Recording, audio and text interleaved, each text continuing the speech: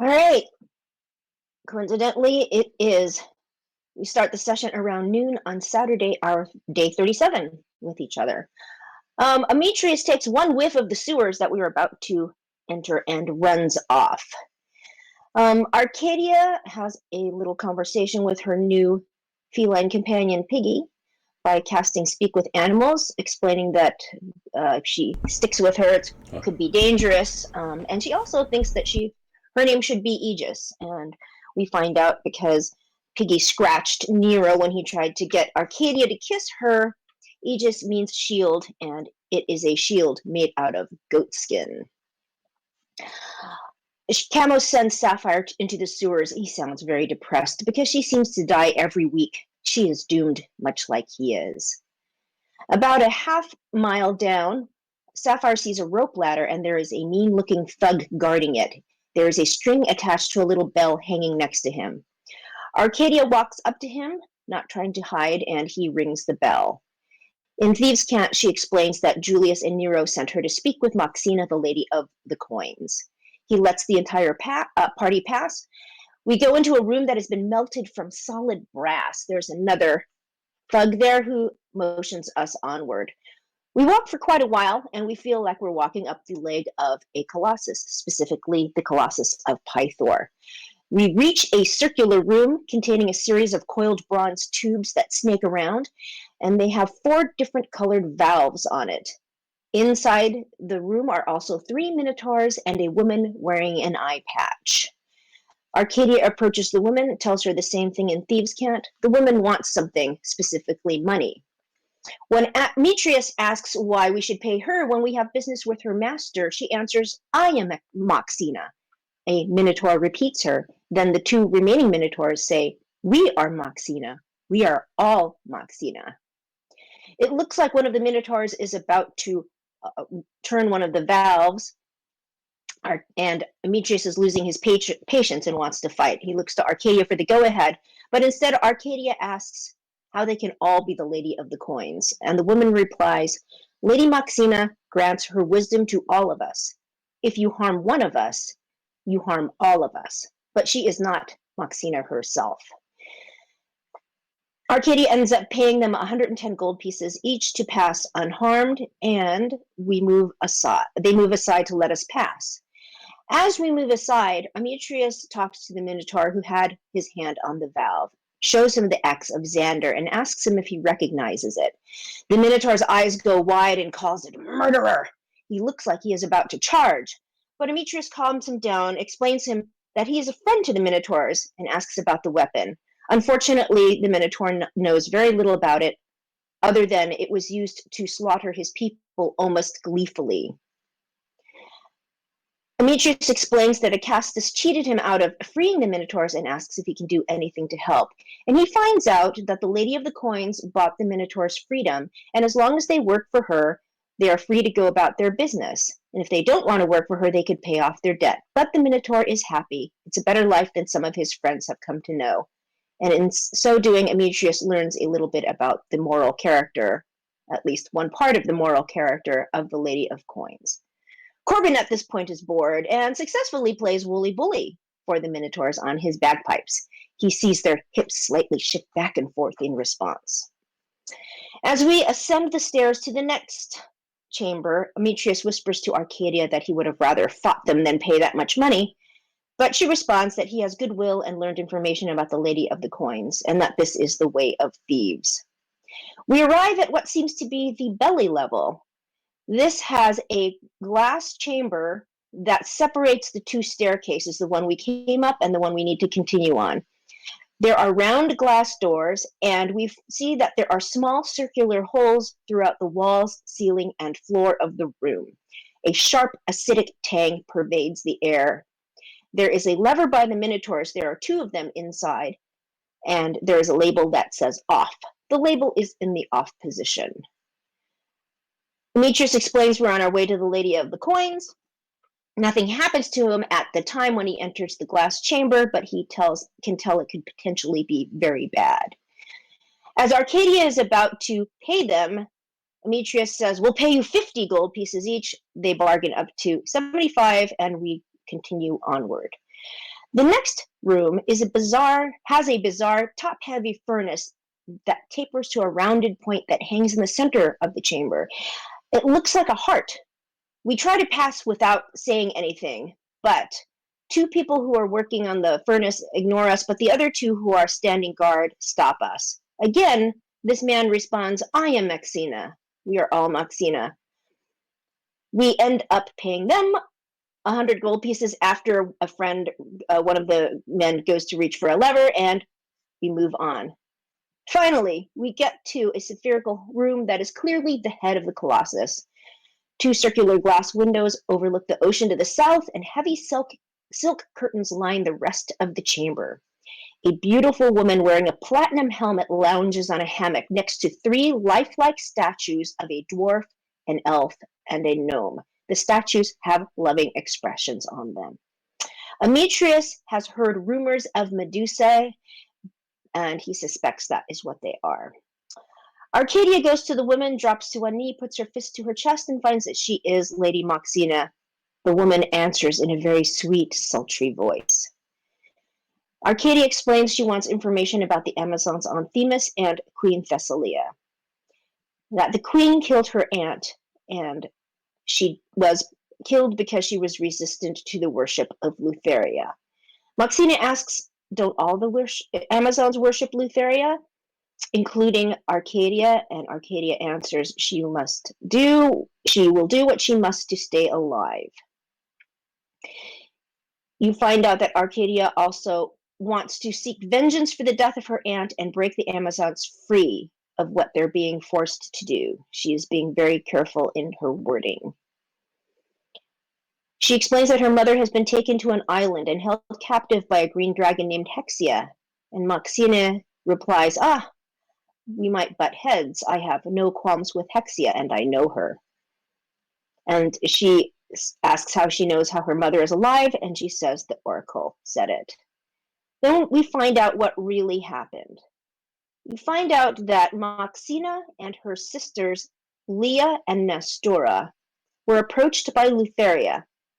They are Amazons, and Lutheria came to them and convinced them that they would be better rulers than the current queen.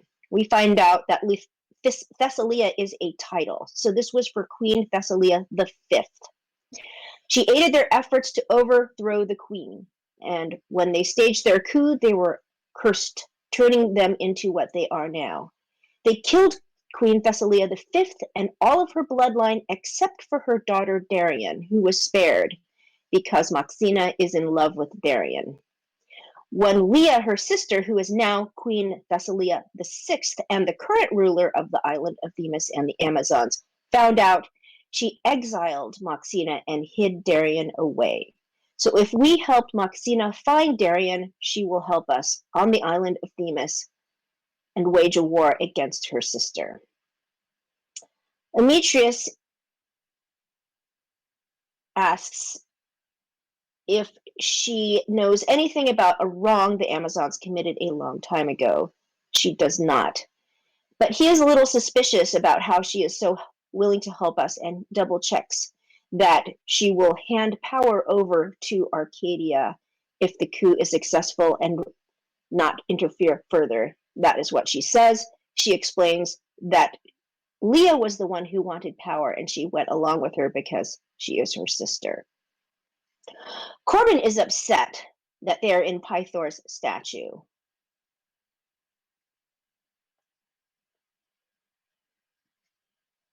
Suddenly, Demetrius realizes that his quest includes this as well. There is a quote from the oracle that says, in the head of a god, there is a woman. She could offer you aid or be the first villain. So he ends up splitting the exorbitant costs to the thieves with Arcadia. On the way down, Demetrius still wants to get his money back, but Arcadia disagrees. He starts to ask her questions. He wants to know what god the Amazons worshipped before Lutheria, and you find out it was Kentimane. He thinks it's another bad god for another, but Arcadia explains that Kentimane is not evil. She does not know about the ancient wrong the Amazons committed,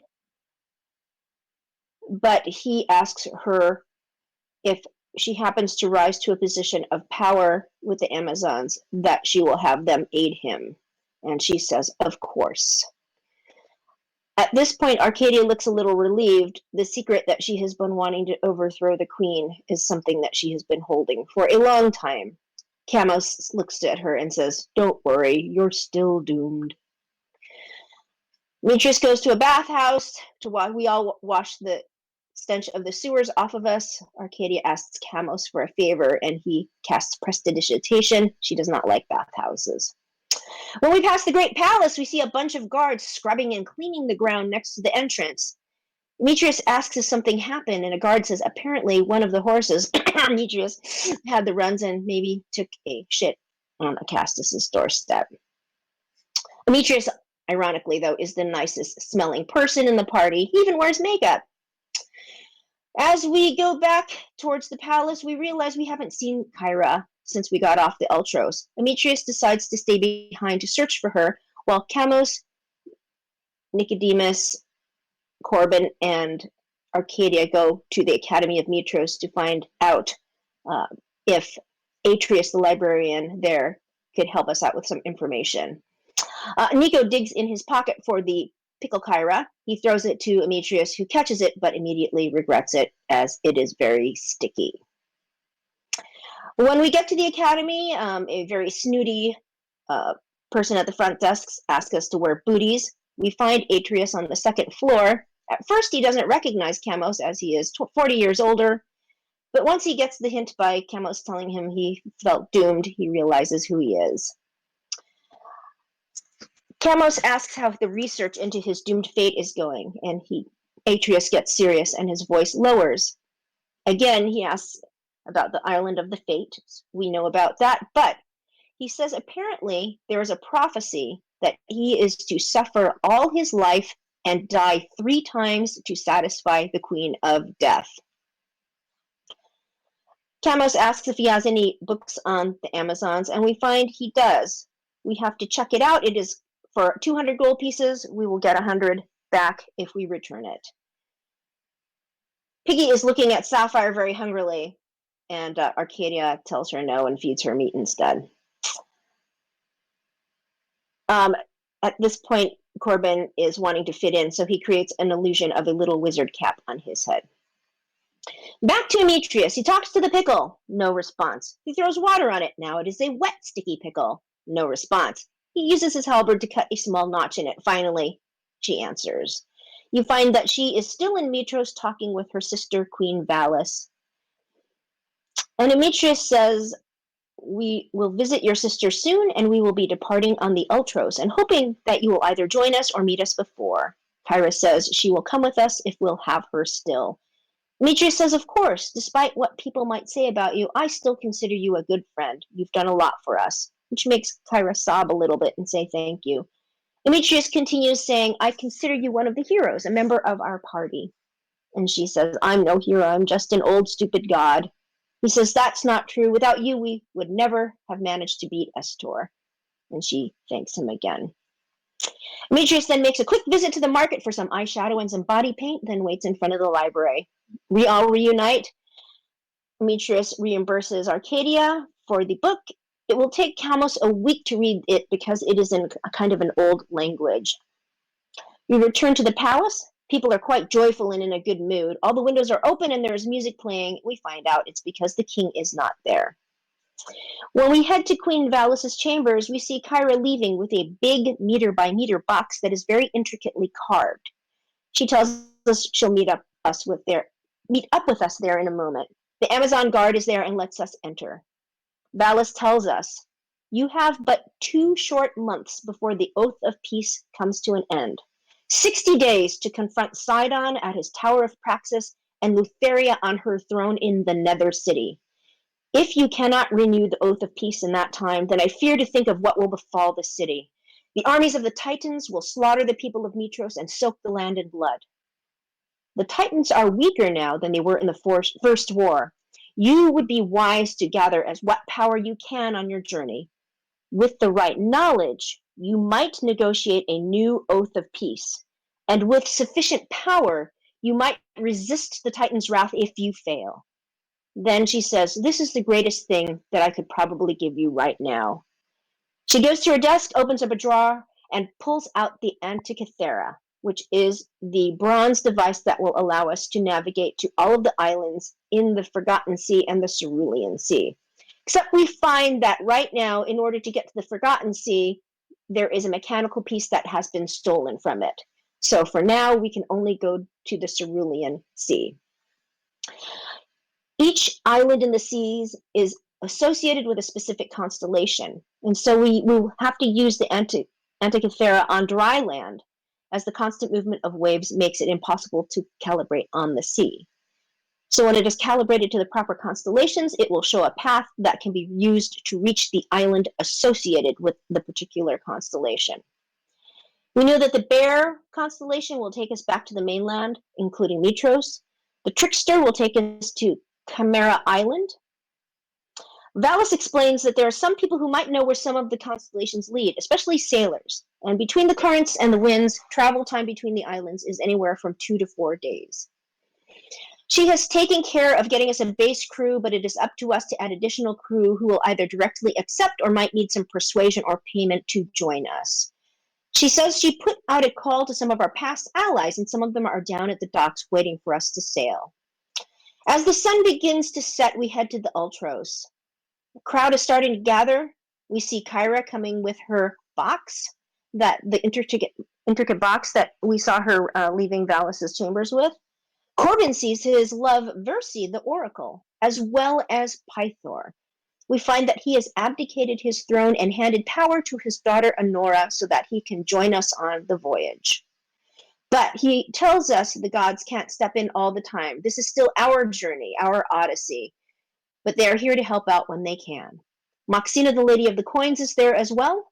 Something from the top of the mast hits Demetrius on the shoulder. When he looks up, he sees Verena, the tiefling. She's the one who knows that Demetrius wants to overthrow King Acastus. And so as a bribe, she secured passage on the Ultros. He pulls her to the side, and we find out that she has discovered that Bragos, the slaver, is on Fire Island.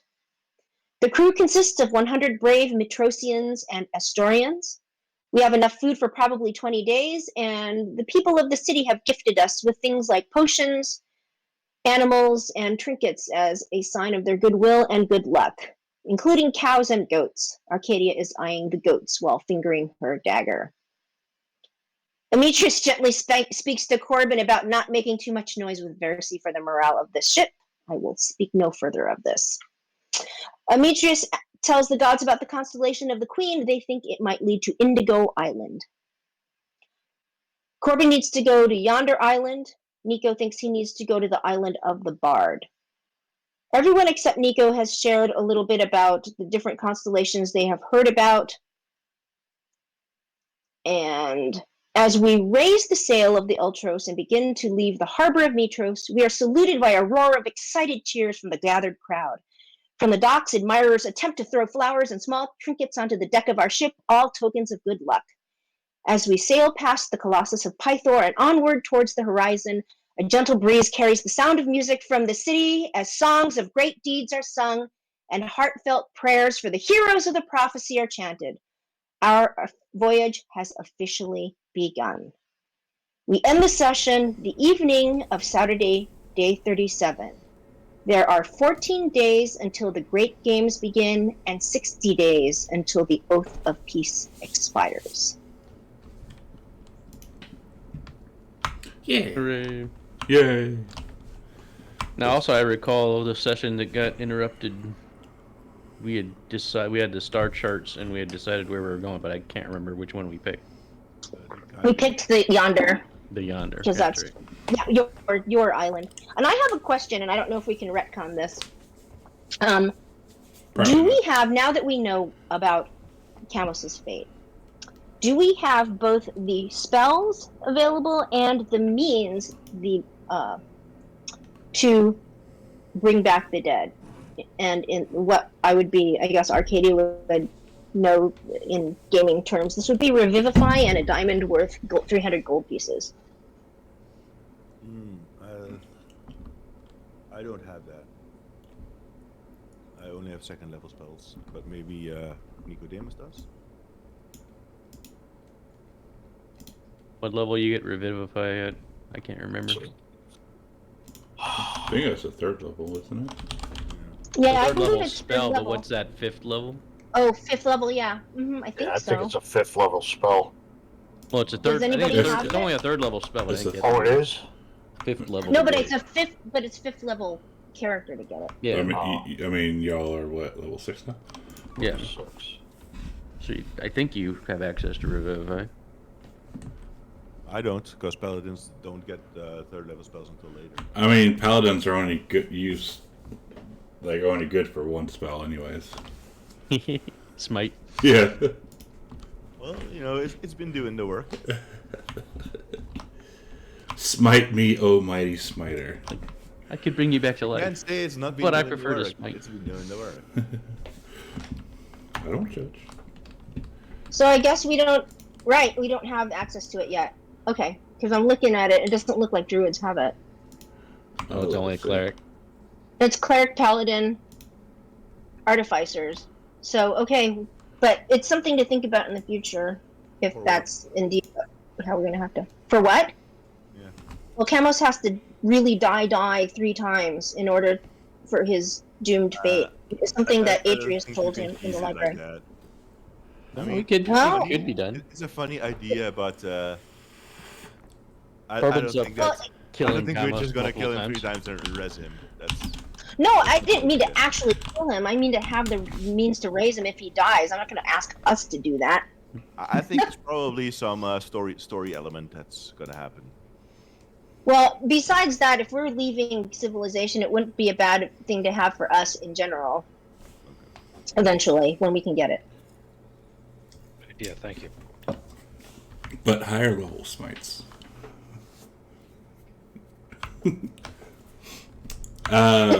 Yeah. So we are heading for Yonder, correct?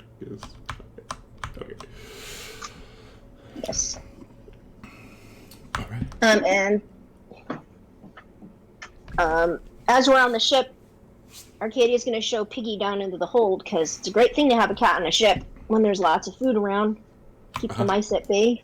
Mm-hmm. And she would go up to Moxina and say to her, in the statue, you asked me if I knew what you were, but I don't. And were the three of you all cursed with the same curse? And she will lower her head and nod. Some see it as a curse, others see it as a gift.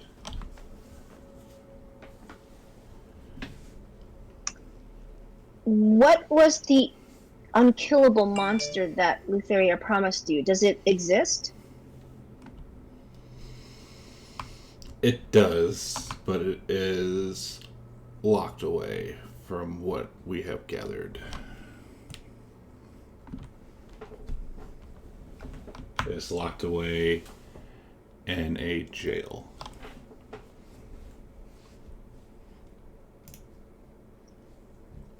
It doesn't happen to be Demetria's sister.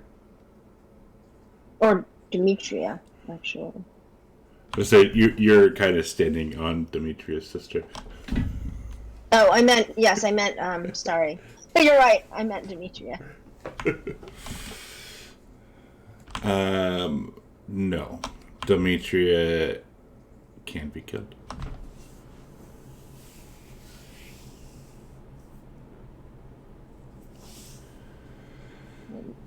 Arcadia thinks to herself, Nico has a big task ahead of him. She thinks he can't be killed. That is what, yeah. That which, how does that go? That which is dead, is already dead, cannot be killed, or something like that. But yeah. So we're setting off, like it is evening time, or it's nighttime, the stars are all out, and I don't know if there's anything special or fancy or not that you guys want to do. I will shoot Pythor irritated glances that he's sitting on my chair but not say anything about it. Fair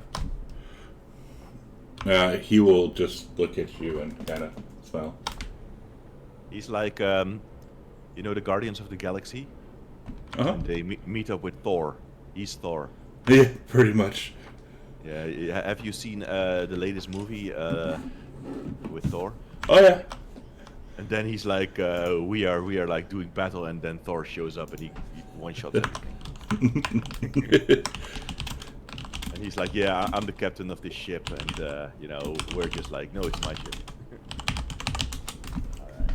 Alright.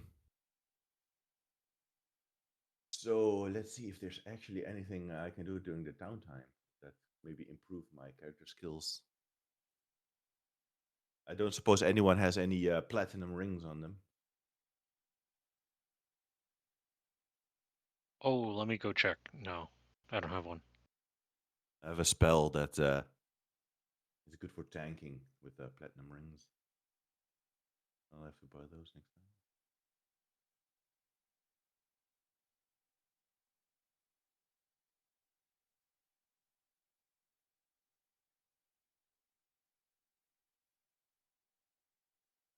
Oh, that's cool. Here.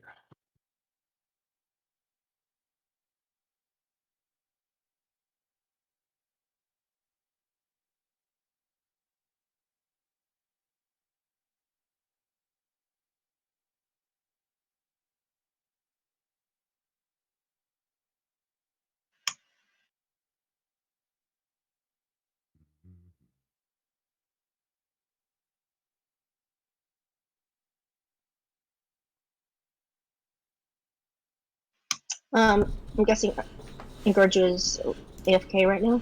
Yeah, I'm back now. I did say I was pretty back. Oh, okay. Arcadia would go up to Kyra and hoping on capitalizing on a better relationship as she played her harp for her on the Ultros. She was wondering if she might see the book that she writes in. She's curious what it looks like.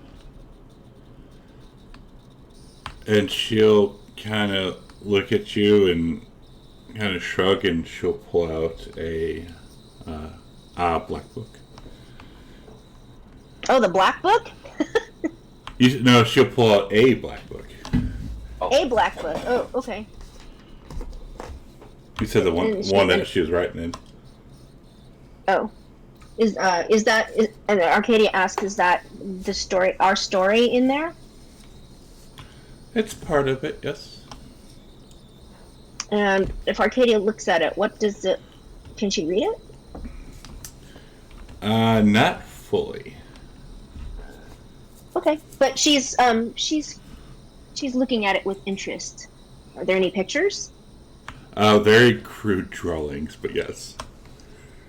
Oh. Crude drawings like portraits of you, or like all of yous, of Pythor when he was fit, and like her, like she'll kind of flip through it, and you'll see like younger Kyra and Valis, and someone sulking in the background. And she asks, "Who's the person sulking?" Acastus. Oh. And when I say younger, I mean like 10, 15 years ago, not like 100 years ago. She asks her, "How far back does the book go?"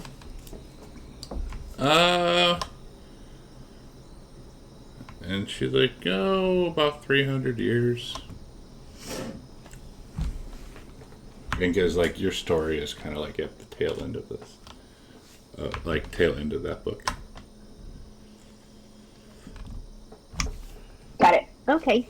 So she's just sitting with her, looking at the book, as long as she lets her. Yeah. Yeah. I mean, and it's written, I mean, it's, you know what the language is, you just don't speak it fully. Great, thanks.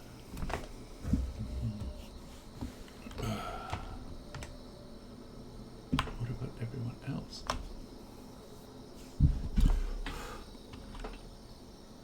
Because you do have 2 to 3 days of downtime. I don't know, like, because these guys are kind of here for, RP purposes, and I don't know if you sort of want to like do downtime stuff or not, or just kind of fast forward through things. Reading a book on what is it? On the Amazons.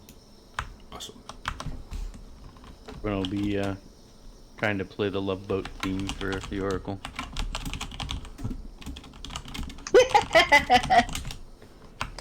Jesus.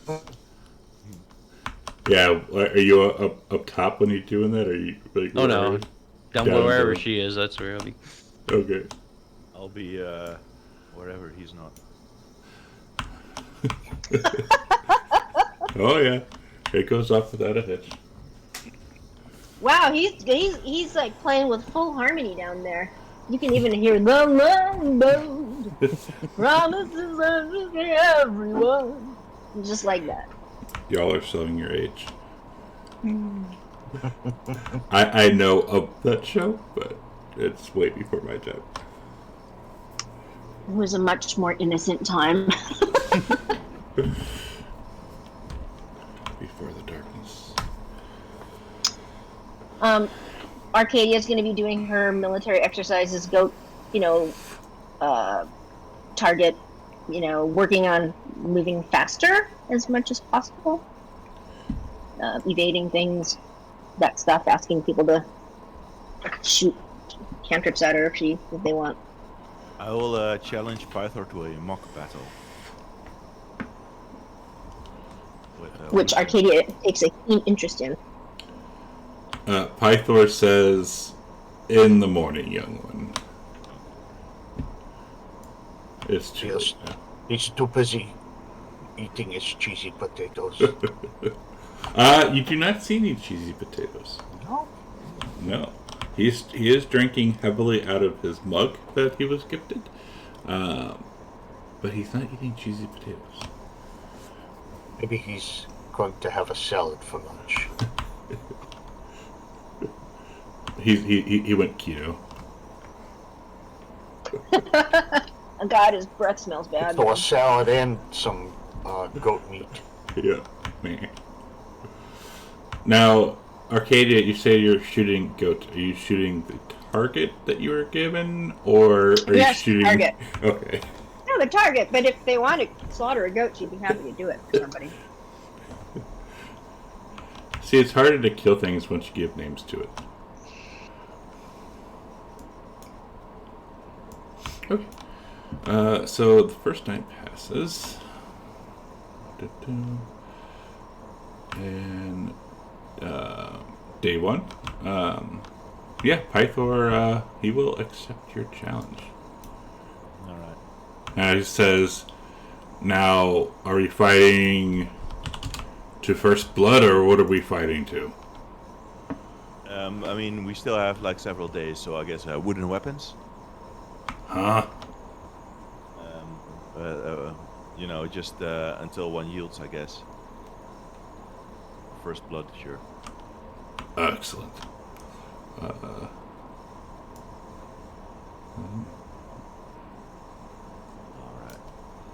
And you see Kyra kind of hanging out here with a keen interest. Alright. Let's see. What it's like to fight a god might be handy in the future. All right. Just remember, you asked for this. And he will come at you. He's not even going to give you a chance to go first. He's going first. Well, I will take my up attack against him. Okay.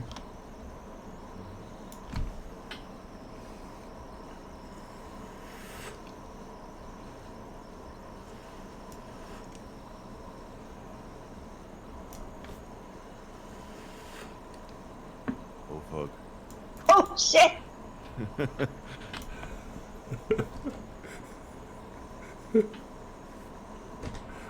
Okay, so I get hit by his weapon, and you see Amitrius fly away, smashing into the mast, and he holds up his hand. He's like completely dazed. Oh, what the hell just happened? He's like, okay, you win.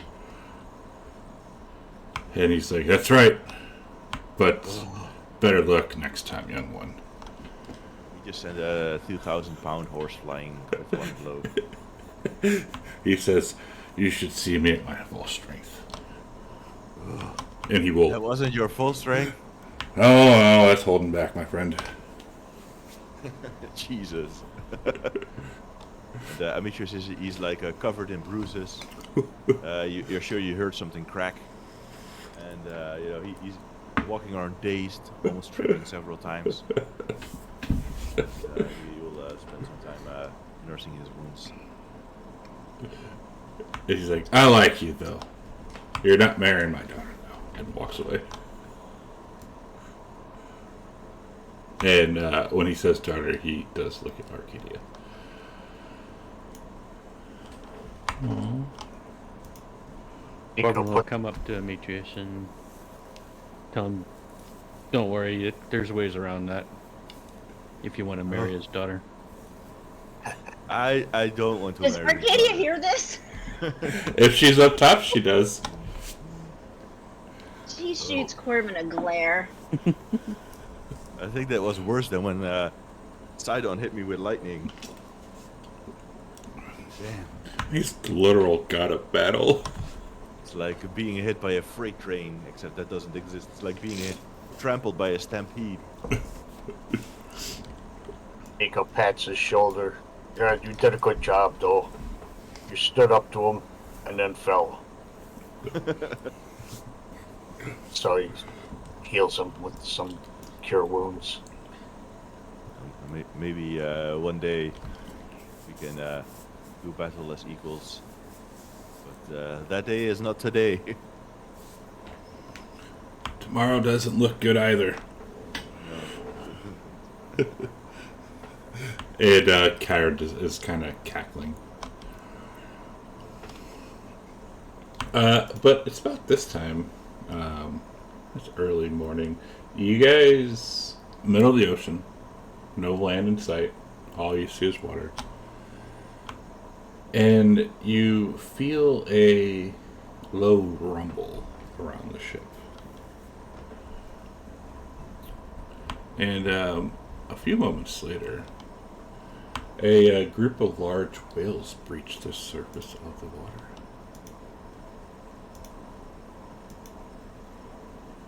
Let me put all this up because I worked so hard making this. Do they look threatening? Do we Or have they just harpoons? do they look like they're accompanying us? Corbin will come up on deck, putting his armor back on. And let's say, I may speak whale. Anybody speak whale? I'll say, oh, this is a great fishing. I will move towards the ballista. So the whales, they have razor-sharp teeth, and one of them has a corpse of a colossal squid in its jaws. Oh, okay. Despite their ferocious appearance, they show little interest in your ship. So these are like enormous whales. Yeah, like massive. Well, I'll not fire a ballista at them then. That'd be good eating.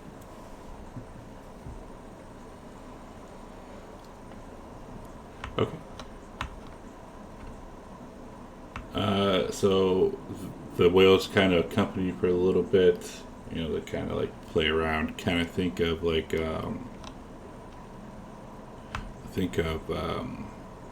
dolphins in a way, like how they like to play and follow the ships and stuff.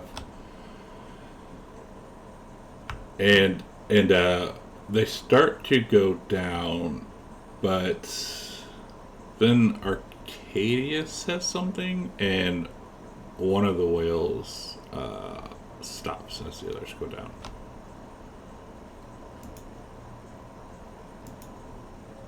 What kind of language is that? Whale. Sonar. Wow. She's like Dory. No, that's dolphin. Whale is when you speak really slow.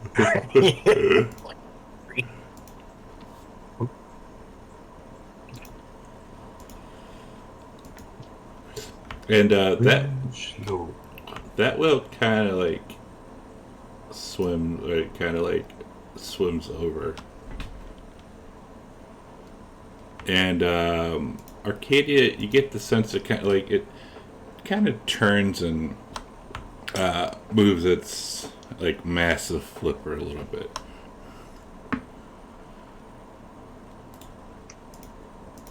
She will bow her head towards it and put her fist on her chest.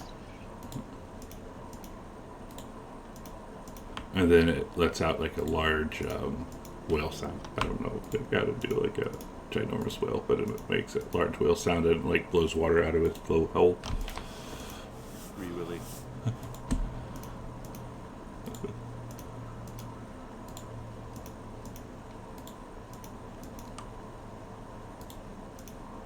And then a few moments later, it too will descend. Okay. As it can't talk.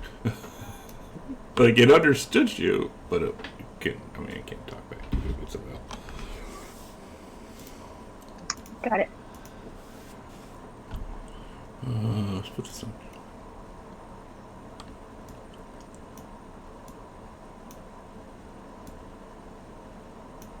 And then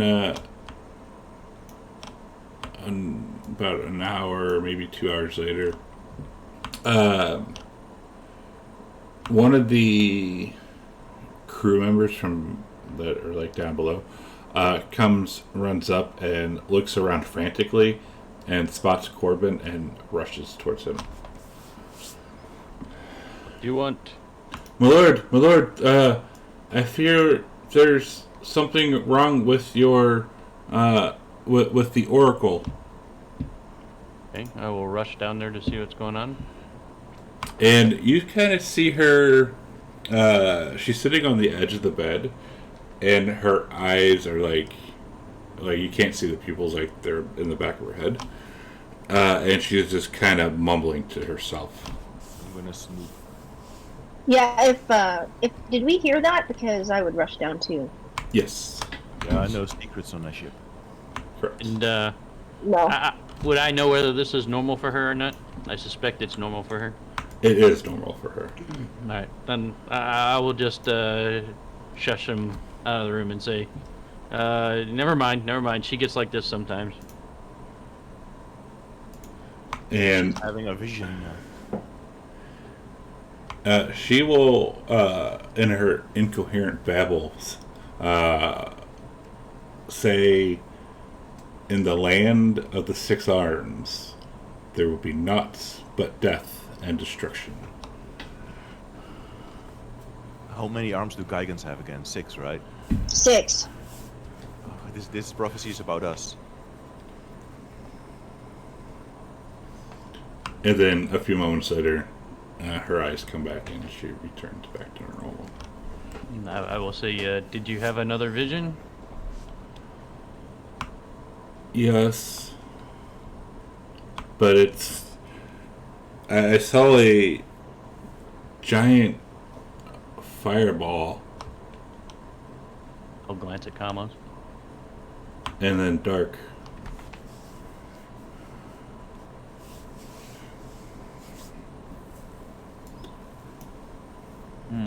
Fireball and darkness.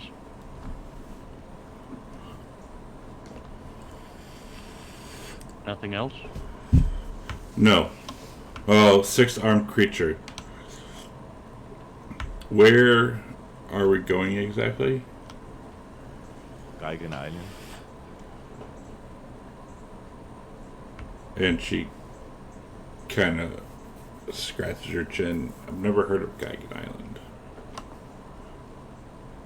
It's the constellation of the Gaigan.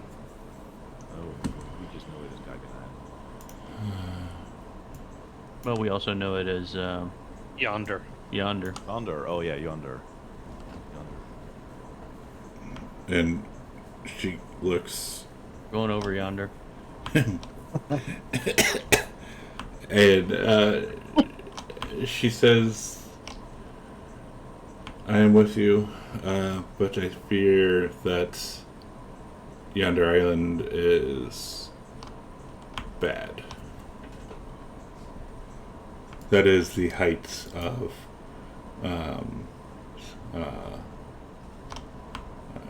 it's very well fortified, is what she's trying to say. Would you say that we are doomed? And she looks at you and nods. We are all doomed. Well, we can't change course whilst sailing. We have to be on land. Does that mean we should go somewhere else? First? Maybe it just means we should be careful. I think it's a subtle hint that we might be underleveled. Yeah, that's what I'm worried about, she says, thinking about the Temple of Lutheria. Well, I'll ask the Oracle, do your visions show a better path? No. Holy fuck! Then I think we should proceed, but be careful. Oh, you got me. 32 months, what's up, man? Thank you. but it's not like we can change course until we Ooh. land on the island. You got me. Corbin will Right. You got me. look over to Arcadia and say, do you still have a lot of gold? She looks and... why do you ask? Well, we're good in the statue. No. I'm not gonna be paying any bloody Gaigans. She looks at him and she says, I don't think it'll work with them. Yeah, they're currently on a ship right now. Corbin Corbin says, I've had experience fighting these Cyclops before. You just poke them in the eye. Yeah, and you lost, remember? Well, I was stabbed in the back. I was winning my fight.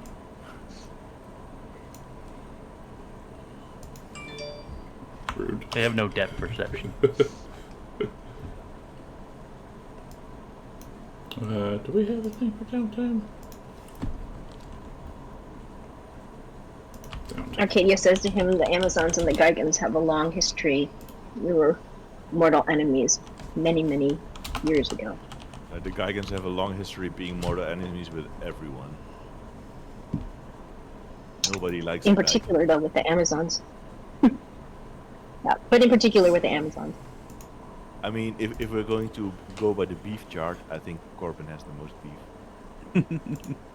True, in terms of that, yes. But Personal she beef. does explain that. But they were... Yeah.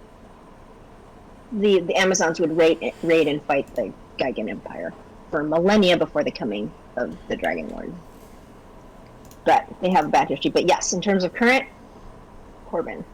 For sure. Do I remember anything about the peace I was trying to make with them when I was stabbed in the back? No. I asked the Oracle about that. I kind of figured you probably would have already. Okay. What was I looking up? Damn it! I'm just gonna look something up. Oh yeah. And then I'll close the door and say, I think she needs some rest. Okay. As you close the door, you hear the Love Boat theme starting up again. Okay. She will turn you down.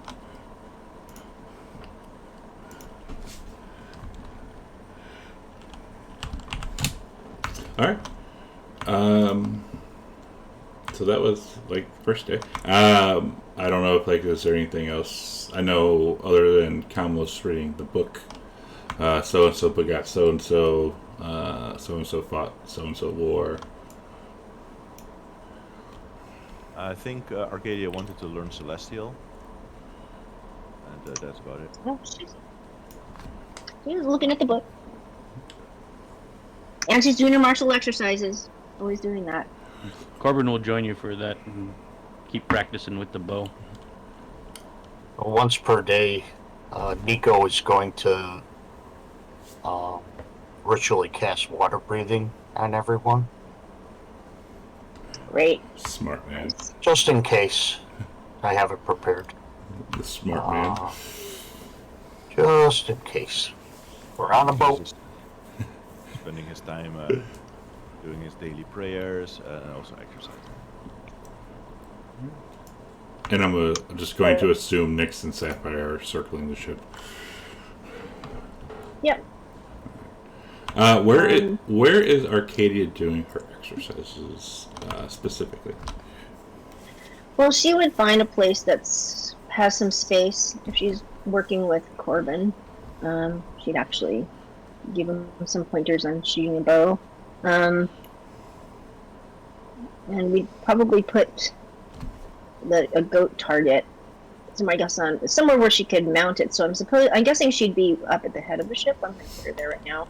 And as she's working with Corbin, you see she it's very subtle, but she kind of looks at Pythor with a little less disgust in her eyes, especially since what she saw what he did to Amitrius, and she's kind of watching him as she's working with Corbin.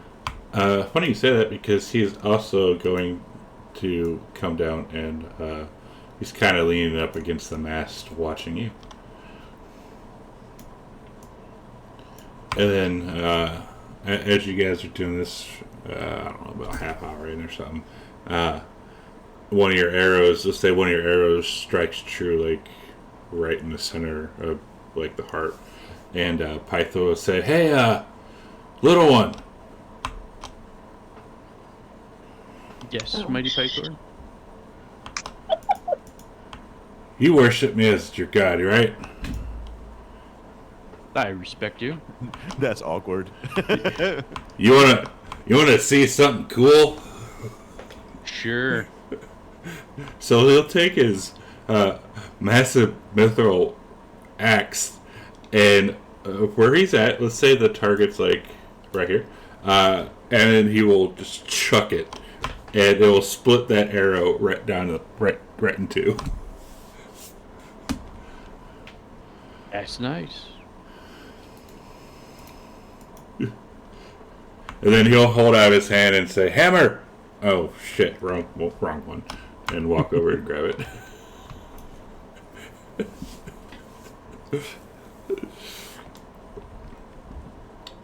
That's very impressive. Yes. You want to hold it? Yes, I would love to hold it. He will hand you. He'll hold out the hilt. I will grab it. Is it like an axe with a wooden handle forged in the heart of a dying star? Yes. And when he lets go of it, it just drops to the deck. So I can't hold it. Well, you can try to pick it up. I will try to pick it up. Give me a strength. Flat strength Yes, or sir. athletics. Just strength because you're trying to pull something up.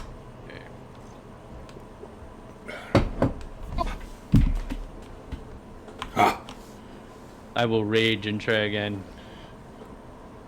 You cheater. He instantly becomes extremely upset he can't lift it. See, I gotta put it on myself. Corbin is not fun to hang out with because if he doesn't manage, he starts raging. Exactly.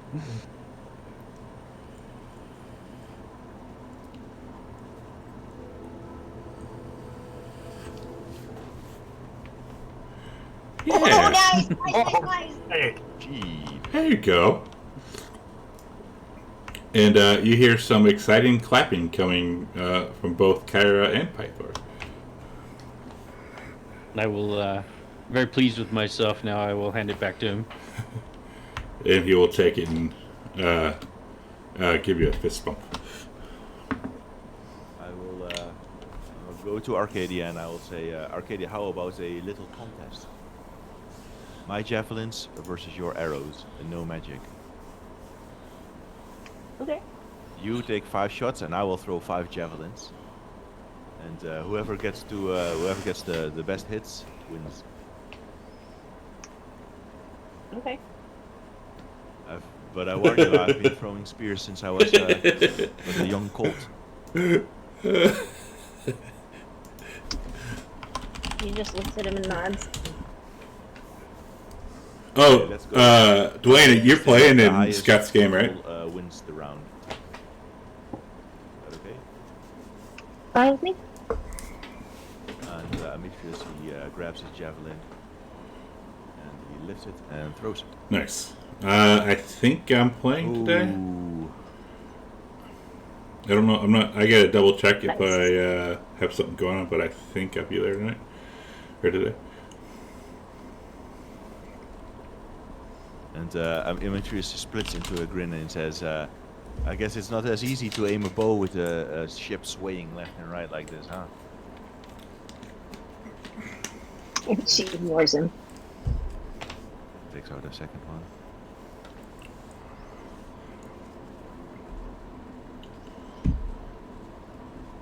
She says, guess not. Not bad, not bad. Okay. Third one.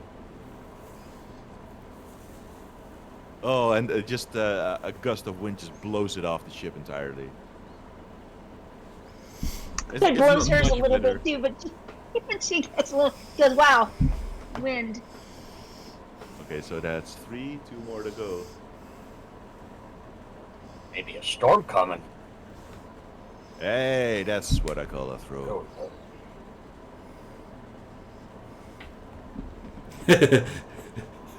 I might have purposely said it like that. You want to hold it? A tiebreaker. Oh!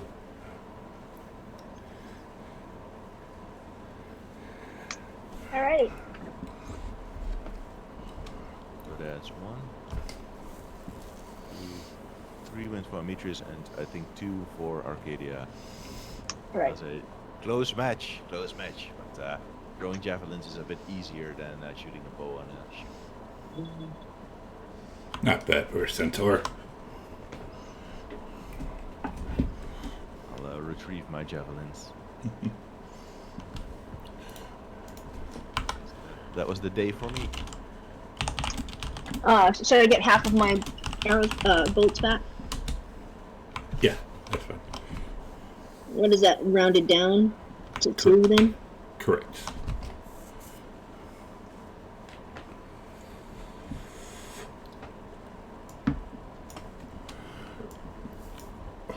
All right. And Pythor and Kiki will just be hanging out over here, talking in Celestial. Arcadia will get as close as possible without being obvious, just to listen to the language. All right.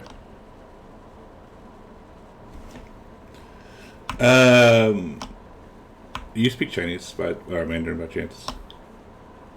Ha! No, sigh. I'm Cantonese anyway. Oh. And then I speak a dialect of Cantonese, and then I only know 10 words. And dim sum. And I speak dim sum. Dim sum. Hey, Shigba. So it'd be kind of like, you know what Fusho, was it Fusho? Fusha?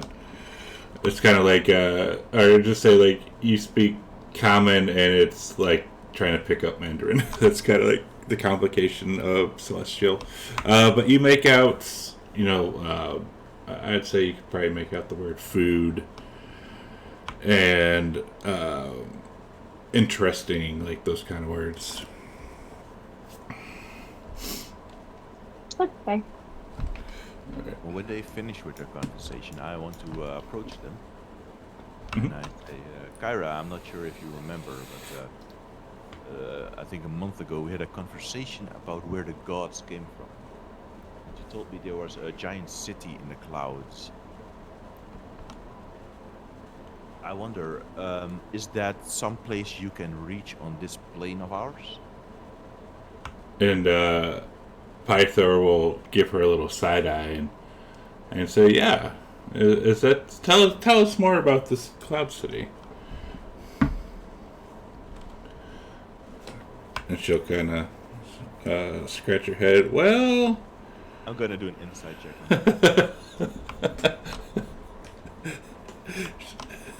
as you start talking it, you're gonna incite it. Yeah, while she's talking, I'm just gonna insight check the vibe. Like, do I get the idea that she's bullshitting me? So she's gonna kind of scratch her head and be like, "Well, it's up there. No, you could probably get up there, but it'd be kind of hard. You kind of need like a dragon." And she's obviously bullshitting you. All right, and I don't want to offend anyone, because I clearly acknowledge your great powers, but why are you gods? What makes you gods? Like, I know you are powerful and you don't seem to age, but Well, we're immortal. To be honest, we it's been so long, I don't even really remember when we were yet born, if that makes sense. you were born as gods? As far as I know. So, as a baby, you had immense strength and power. I don't remember myself as a baby. Do you hear the prayers of your followers? Sometimes. So you just hear like a voice in your head. It's like, Pythor, help me, give me strength. Yeah, but if we've learned to tune it out all the time, because if not, then it would be constant, and everything kind of jumbles together and just gives you a massive headache. And how do you grant your clerics power? That's something you do? As far as I know, it's just kind of one of those things of like breathing, I guess. It's kind of just something we know how to do. do you feel a bond with, say, Corbin? Like a godly connection with him? Like, do you know what he's up to? You say that to Pythor. he'll kind of, yeah, sometimes. Huh. That's interesting. I guess, you know, there's you seem to be a being that's very different from the understanding of mortals like us then. Despite your no offense, human-like traits. Well, what do they say when you spend, the more time you spend with people, the more you kind of take after them? Yes, that seems to be especially true for Kyra. And she'll stomp her foot. I don't know what you're talking about. Right. And one final question. Do you know of any god that is like a horse? They'll kind of exchange like a. Actually, no. When you say that, let's do this.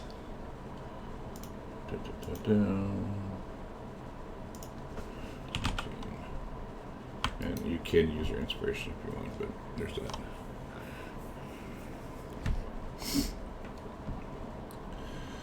So when you ask that, they'll give each other, like, you'll see just an ever so slightly glance at each other, and then they'll both say, "No, never heard of them." And with that glance, do I get the idea that they definitely know something? Yes. Well, thank you for answering my questions. Anytime. We'll learn more about our allies. Yes. And what about you? Tell us something about you that we wouldn't know. Well, I was as a child, I was taken by human slavers, and I performed in the arena in Mitros, or yeah. So I don't know too much about Centaur culture. Only what I know as up to like 8 years old. Well, that's pretty sad. And, I suppose we each, everyone has their challenges in life. I don't consider myself someone worthy of pity. I mean, have we talked to Folon? He's a centaur. He's kind of a weird centaur, but he's a centaur. Yes. That's maybe I should do that a little more. Thank you for the advice. Uh-huh. And they will... let's see here.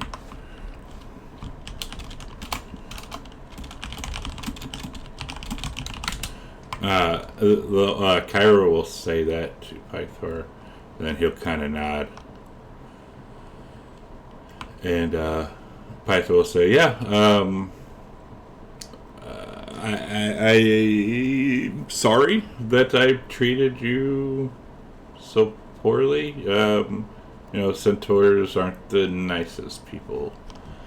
Yeah, I've come to learn that. But times are changing.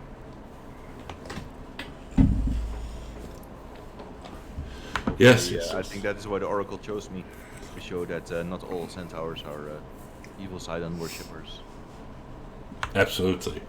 And just so you are aware, I know that we are going to Yonder Island. That is kind of like a stronghold, so be careful. Do you have any advice for dealing with the Gigans? He will kind of laugh. If you have to fight them, try not to fight them all at once. Sometimes a more sneaky approach is better than a head-on assault. So they like to fight as groups. Oh yeah. And I'll confer with my party that maybe we should leave the Sultan's stronghold until we have some means to overcome challenge like that. Because I'm pretty sure the Gigans are unfriendly to us, right? Do you know that, perhaps? He'll say, well, we kinda did almost destroy their entire civilization, so probably. Alright. Very well, thank you. I will go and confer with the rest of the group. And I will go Remember- somewhere else. Yeah. Remember when Esther Archelander killed all of the Gygon women, children, infirm? That was what started the first war. That Lutheria, who was on the settlers' side, switched. So, and it was the routing of the Gygons that started all of that. I will And keep in mind whose ship you're on. yes, still trust. I will gather the party and I will say, first the Oracle's prediction, and now Pythor's warning. I'm starting to think that, assaulting this Gygan stronghold isn't the best course of action. What do you guys think? I didn't think we were here to assault it. I'm just looking for my armor. Well, okay. Even if we're not assaulting it, we are going in on Esther's ship. Well, we have to go on to land, right? Because we can't go anywhere else until we go on land. That's true. What are you here for? I'm not the only one that has anything here, right? No, it's we both have a quest there, I think.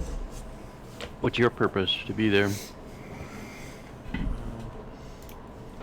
I have to find a weapon powerful enough to slay a dragon. So we could maybe do some stealthy looking around before we go. Just be prepared to run away. We're pretty good at that. Very well. We could go there and talk to them. You could pay them too, and pay them, right? I don't know if we have enough money for that. We've paid enough money already.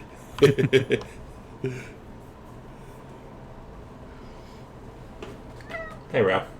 Ralph. We'll just have to land Ralph. anyway. We don't have a choice. Hey, Ralph. So I guess we can scout, and if it's too much for us, we can make a choice then.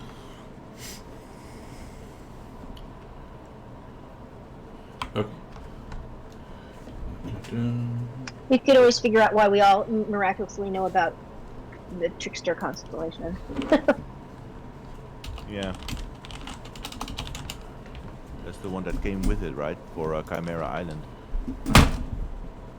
Right. Alright. Corbin will show Demetrius how stealthy he is. He'll stealth around. See? I'm very stealthy. Corbin, where did you go? Huh? Very sneaky, sir. And I would say, oh, that's easy. Watch this.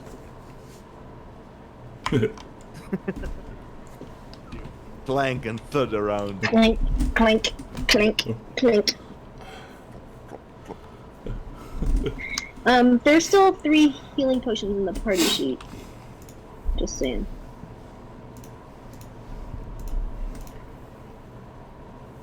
I guess I'm taking one just for the sake of, so I can give them out at a later time. So Just making sure that everybody has them. I've got a couple. I can always take another, yes, if we need to. Hey, Ralph. Eat 'em up. Beat him up, beat him up.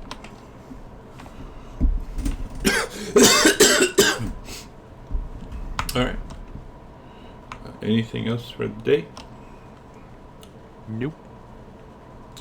Alright. As you bed down for the night, go to, move yourselves kind of where you would be sleeping. Okay, so where is first? Is the Oracle seeing me tonight or not? You're allowed to sleep in the bed, or sleep in the room, but she's kicking you to the floor because she has a headache. Then, Carbon will grumpily, sleep on deck. I'll sleep in the crew chambers with, Percy's and captain's chamber.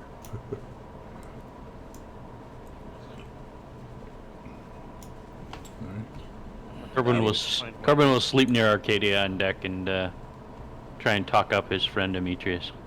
I'll see, like, when these gods are sleeping, what would happen if you stabbed one in the neck? Wow. I'm just, it's like, one of those dark thoughts you have, like, when someone hands you a baby, you suddenly have this thought about throwing it away, and then you're like, no, I would never do that. But I just wonder what would happen. Would you Wait, die? wait. What the That's what I think every time somebody hands me a baby. Yeah, Wow. No parenthood for Demetrius. Bro. It's like when you stand close to like the ledge of a building. You're like, I'm jumping off, and then you're like staggering back, like, no way. And that you're, right. what's the? I don't know the German word for it. But it's like those dark impulses that warn you not to do something. Unpluf. If only the Germans would have a word for such a thing. Yep, they sure would. So Well, what do you guys crazy. think would happen if I stabbed a god in the neck whilst they were sleeping? Only one way to find out. Guessing you'd probably die. He'd wake up and go, what the hell's... I'm gonna fuck you up now. So would it even pierce their skin? Well, you've seen Kyra take damage. Yeah? Yeah, we saw her go down. That was what was interesting. Yeah, you saw her got her ass kicked.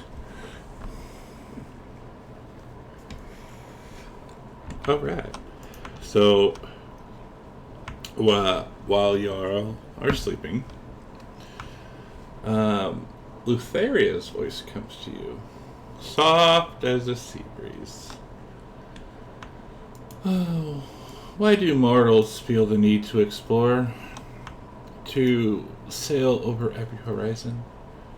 What do you expect to find out there in the vast emptiness of the oceans?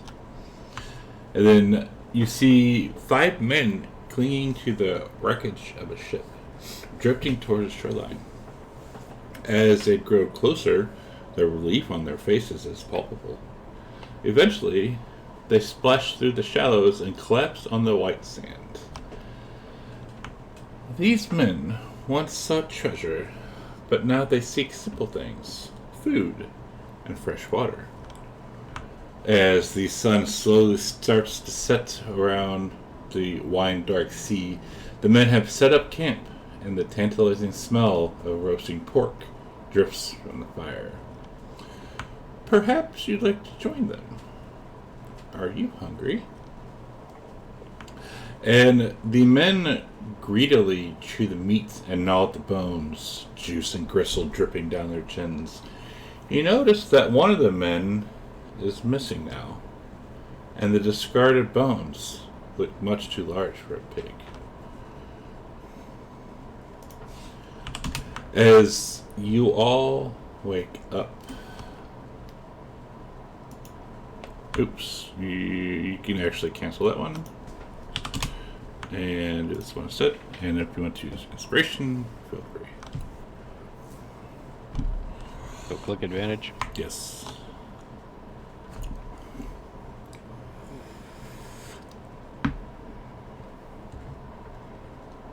Man. Wow. I'm bad on this. Wow. I have 2 rolls? No, it's just to save. Wow, with advantage too. That's like Yeah, I know. Alright, so everybody failed? It's a really high check though. I almost got 18 and failed. oh, it was DC 20. I didn't even look. Yeah. Wow. So as y'all wake up, you are all consumed with bloodlust. And you want to destroy the party. Oh, fuck. Okay. You want to find out what happens when you stab a god in the neck. Like, just your friends. You are wanting to kill your party, not like any of the NPCs. Yeah. Arcadia.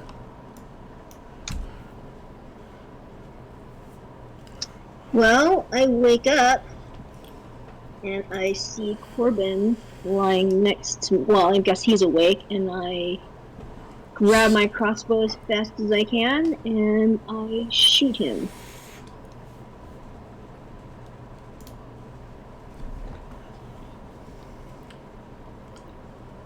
Hey, I miss. But, oh! Get another attack. Look at me. Get another shot. Not too far, bro.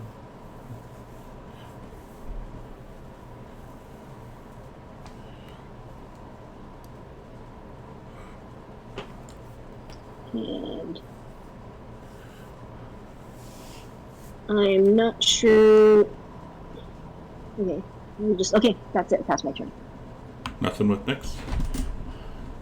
Well, I'm guessing I don't. You wake up and you see Yep. you wake up and you see your mortal enemy Hexia right in front of you. Oh well, then I would tell Nyx to attack her, which would be Corbin, right? Yes.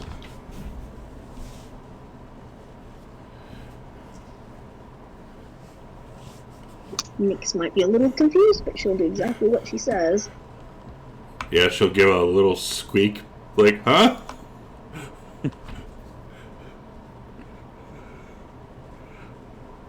PvP, PvP. Damn. Ooh, Pesky bird.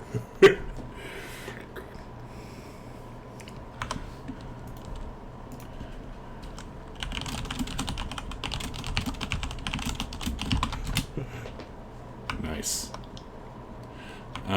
Camus. Waking up, you see Ametris and Nico. They're all, you guys are kind of all staring at each other. You want to kill them. Okay. Well, you know, not a close range fighter. I move this far up.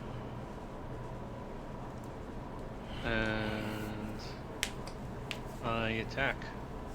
All right. And Kyra is sleeping, by the way. Okay.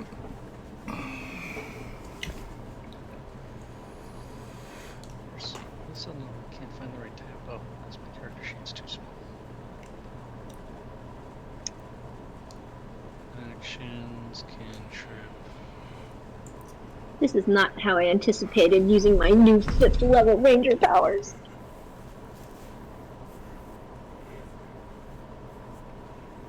And I missed. Okay.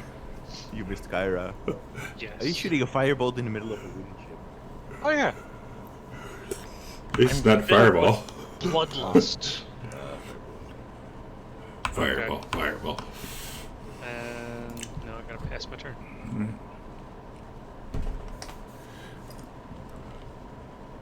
Sir Nico.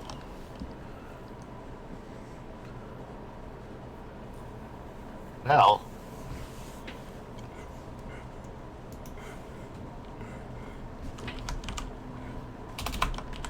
Nico is going to, he's going to look up and see Demetrius just lunge. I didn't expect all of them to fail that save. I just figured maybe two, maybe one or two of them would fail it. This is primal savagery. His little nails come, his scratch nails come out. Oh, he misses. Just takes a little Does he scratch. sleep in his armor? Yeah, it just squeaks his armor. Does he sleep in it? You sleep in your armor, Demetrius? Yes. Okay. There's no real beds here anyway. I guess it's his turn. You don't have an extra attack. You drew it. All right. Corbin will scoff as the arrow All right. Take clinks care. off his armor, and then he'll rage as the bird comes down and grabs his hair.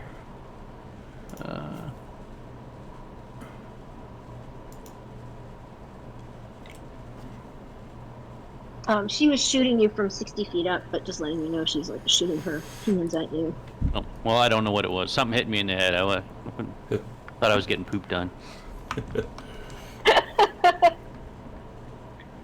And I will also, since I've got bloodless, I will recklessly attack. And I will run over. And I will...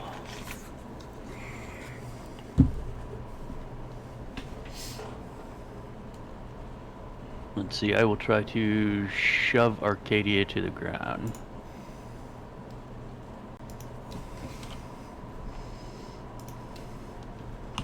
He's going full wife beater mode.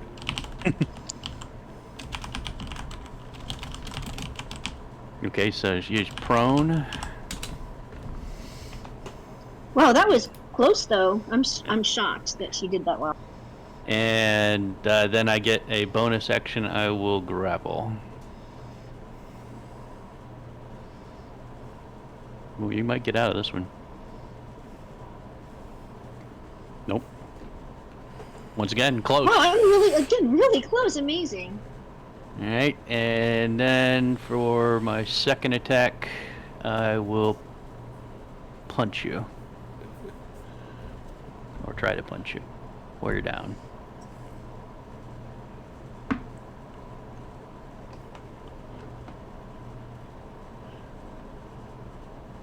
Damn. He just lost She favor. sees with his the crowd. yeah, she sees like Hexia coming down to bite her. Demetrius, you see Brigos. And Amitrius will grin at him and finally, this is my chance.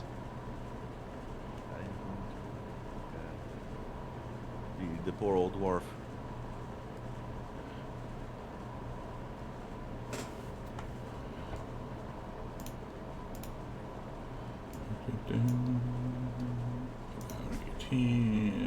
This one. I'm going to use his spell slot.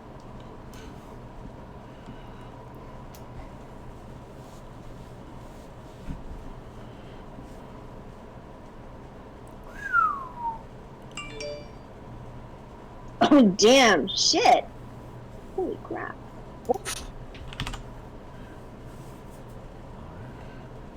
And that is my turn.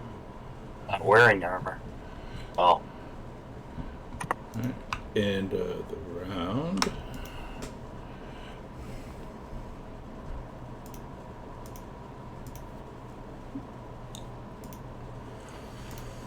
Why do juice rolls come up for me? I pushed you an extra one on accident. Oh, okay. I was to just save. wondering. Yeah. Alright. So let's see. So Corbin breaks free. Arcadia does not. Demetrius does not. Kalmus breaks free. And Nico breaks free. So it's just, who is it? Arcadia and Demetrius? Yes. Alright. Arcadia. Now Hexia is on Right. top of you. Right. I'm trying to break free of that.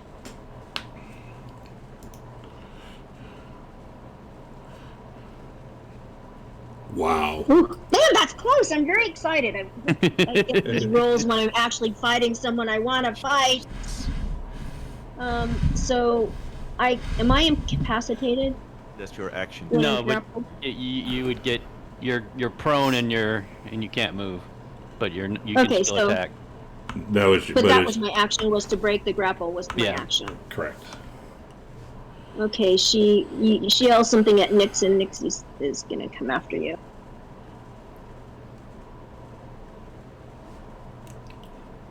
So what does the rest of the ship look like?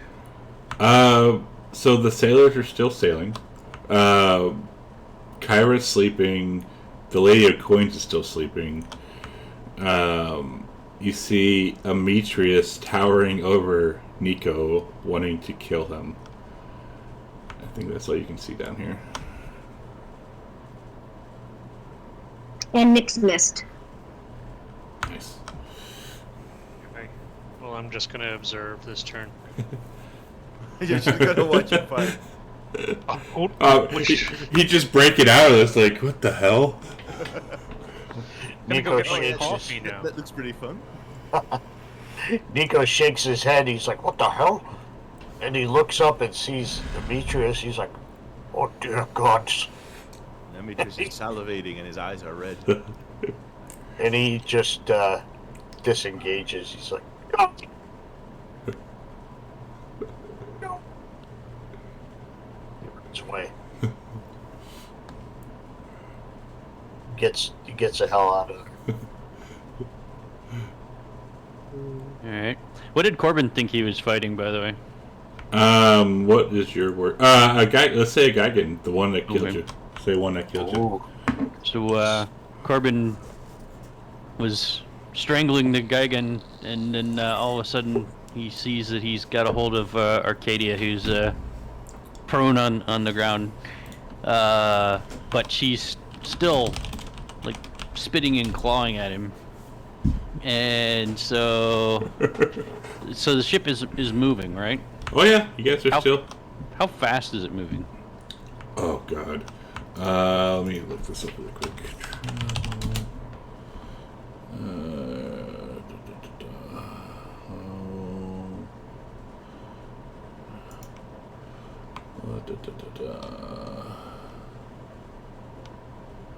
Come on, Navy man. How fast are we going? Well, the thing is, it's kind of magical. So, but it's. Magic speed. Yeah, I would, because I'll get back to you on that one. All right. Can I use my rope of climbing to bind her as an action?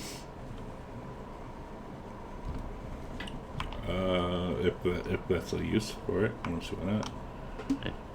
I mean, it's not a special power of the rope, but Yeah, it's a thing. Yeah, I don't see why not. all right, I will try to do that. I don't know what I have to roll to do that. Give us a sleight of hand. All right.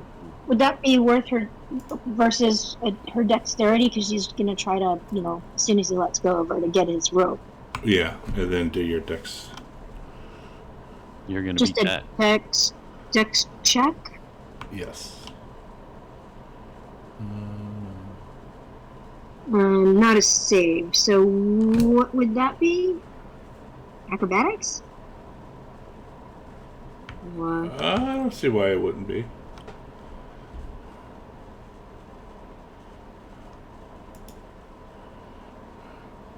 It's a tie. No, you do not tie her up. All right. Did I still have her grappled or not? Or did I have to let go of her to do that? I mean, I kind of figured you'd have to let go of her to tie her I was up. gonna try and kind of hold on to her while I was tying her up, but I mean, with one arm tying? I have. Yeah. How you gonna Maybe wrap a that's rope? what Yeah, maybe that's why you failed, because you're holding it by one rope. All right. I don't know if you've ever tried tying a rope with one hand, but I'm gonna drag her over to the edge and see if I can drop her off the edge. What the fuck? you broke out of it, but okay. Yeah, but that's just his style. That's his style. Half movement, yeah, you got 35 feet. Sure. Arcadia, give me a dex save. DC at 15 to not fall over.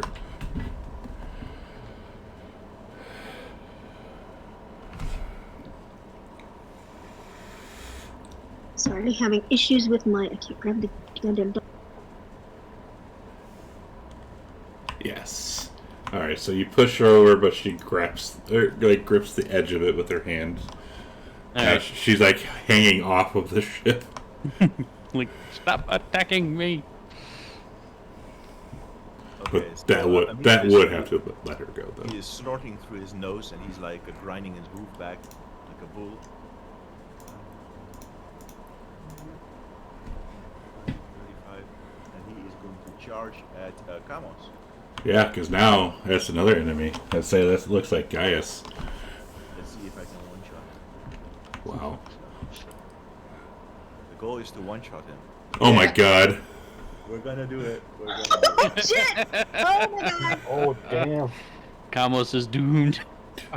One question: how many levels of smite are we using? 2, of course. Oh, doomed. First, Just first splatter death him one coming right, attack. right up. Oh yay! And he goes down. That's just my first attack. Then I turn towards Nicodemus and say, "There goes your master, Brygos. And now it is your turn. I will hang your head from the bow of the ship." Got me.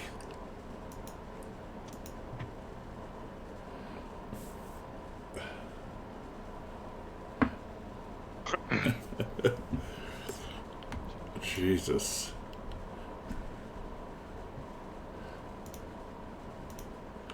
Alright, that's the end of that round.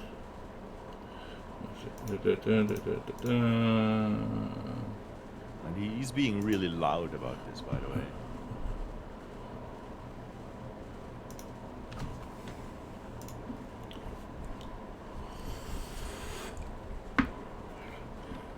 So, That's me.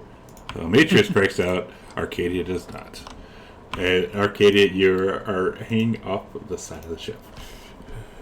All right, so I guess I'd use my movement to climb up a difficult terrain, I guess. Yes. So, well, it doesn't matter because I'm not going to be going. I'm just going to get on next to Corbin and attack him again.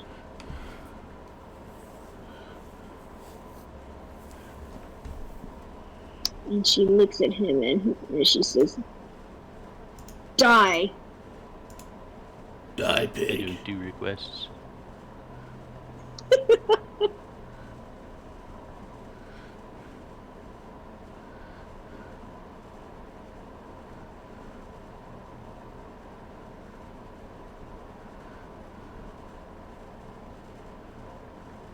And then she says, "Nix." Nyx does a squeak. Auto roll for death save. I gotta do it myself. Yeah, put that in the tower, please. Oh, tower.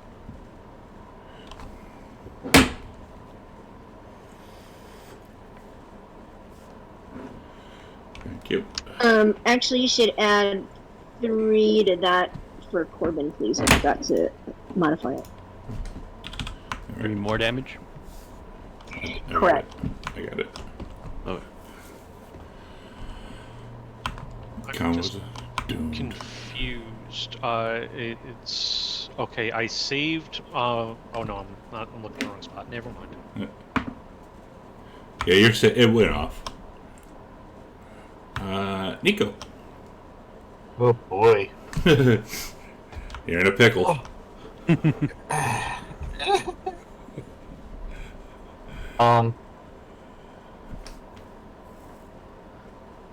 Nico is going to wild shape.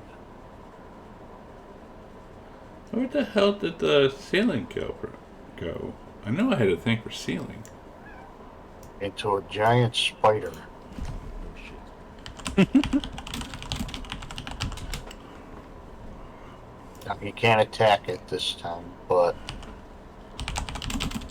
You can as a bonus action since you're moon, right? yeah, you're right. Oh, Yeah, yeah. I say yeah, you should be able I'm to. sorry, I attack. play so many druids. I'm like, Jesus Christ. It's my go-to characters. Person. I am.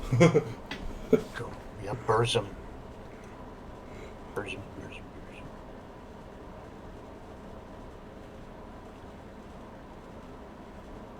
I'm going to try to hit him with a web. Butt rope. Butt rope. Let's see, which is the web? Covered in another man's spooge. Yeah. Oh, wait. it would be like Brago spitting all over you. Let me see here. It's a giant spider. Like the 3 Spider-Mans. That's coming out of you. Yeah. There it Nico's. is. Yeah, should be that one.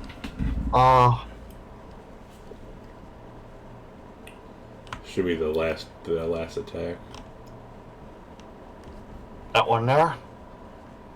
Oh, you gotta attack him first, but even if you hit him, it wouldn't matter. Oh, cast. Okay. There goes. Yeah, he's saved. Okay. Well, I tried. I still got movement, so I tried to get him restrained, but it didn't work. So I'm gonna crawl up on the wall and around the ceiling. I'll take an attack of opportunity. And you see him swing out towards you, but he stops a moment before as he seems confused. Is he what? He doesn't take the attack. Oh, okay. I'm gonna be on the ceiling from now. Okay.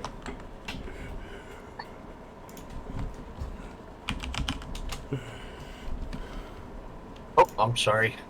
Gotta move my delay a game. Alright, Corbin's going to use his second wind to heal himself.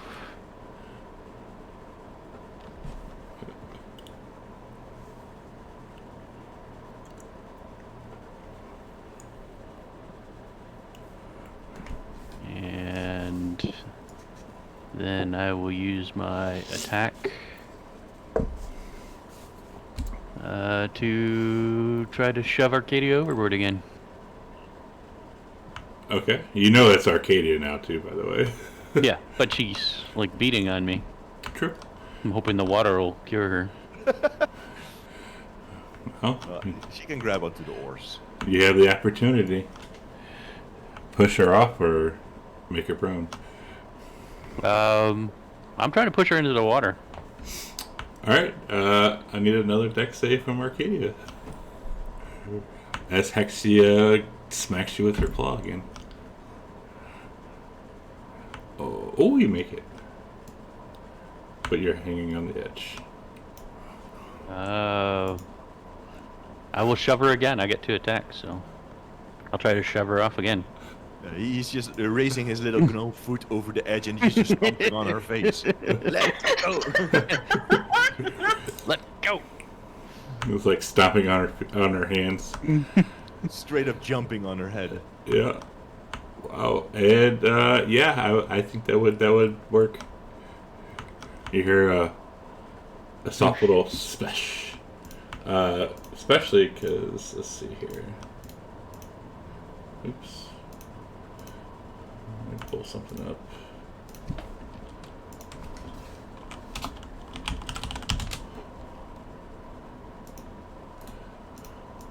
Especially considering how far up you guys are. That's pretty big. Pushing her off her bridge. Oh, Yeah, do I get hit by an oar like when you just... Oh, shit. do one of those spins when you hit it. Yeah. You hit a big crack. Oh, Wow. And See this picture? It's awesome. you take 7 points of fall damage as you smack into the water.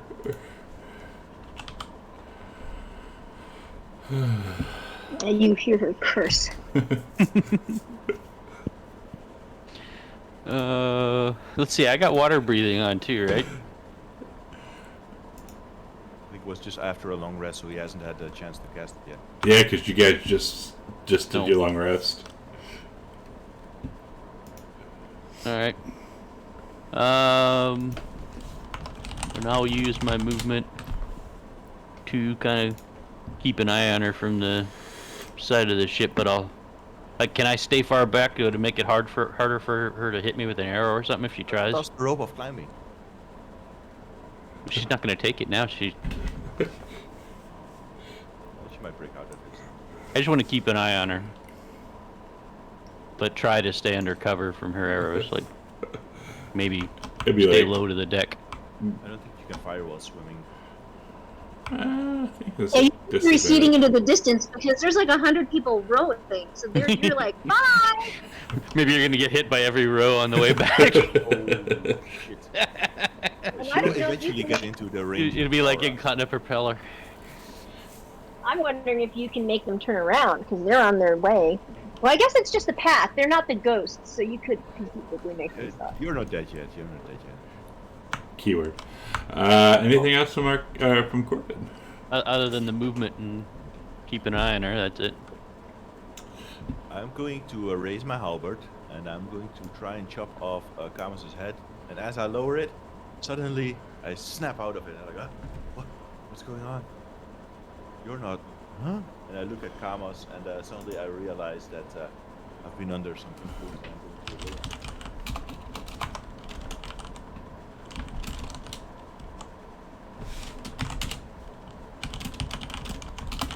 to all of my holy power.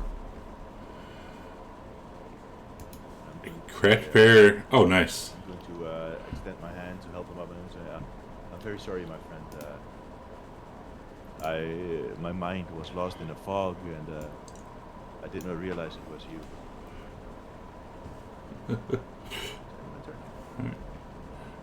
Do this, that, and we'll do this again.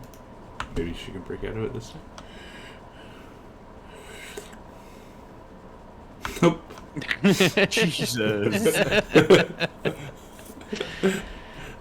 Well, she'd just be, I guess treading water, trying to swim after, yelling at her. So Damn you, Hexia! you just got yeeted off the ship.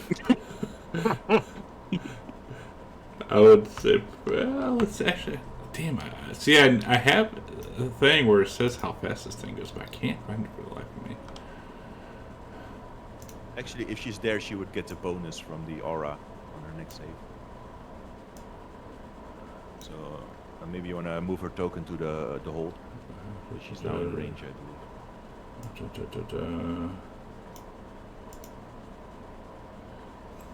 believe.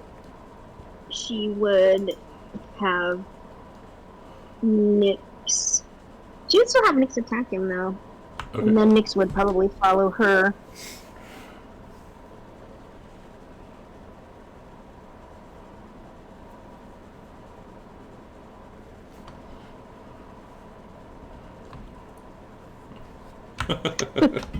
Pelican.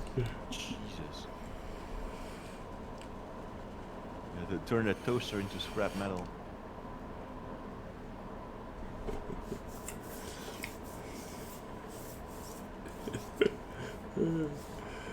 Alright, Camus wakes up. You're doomed.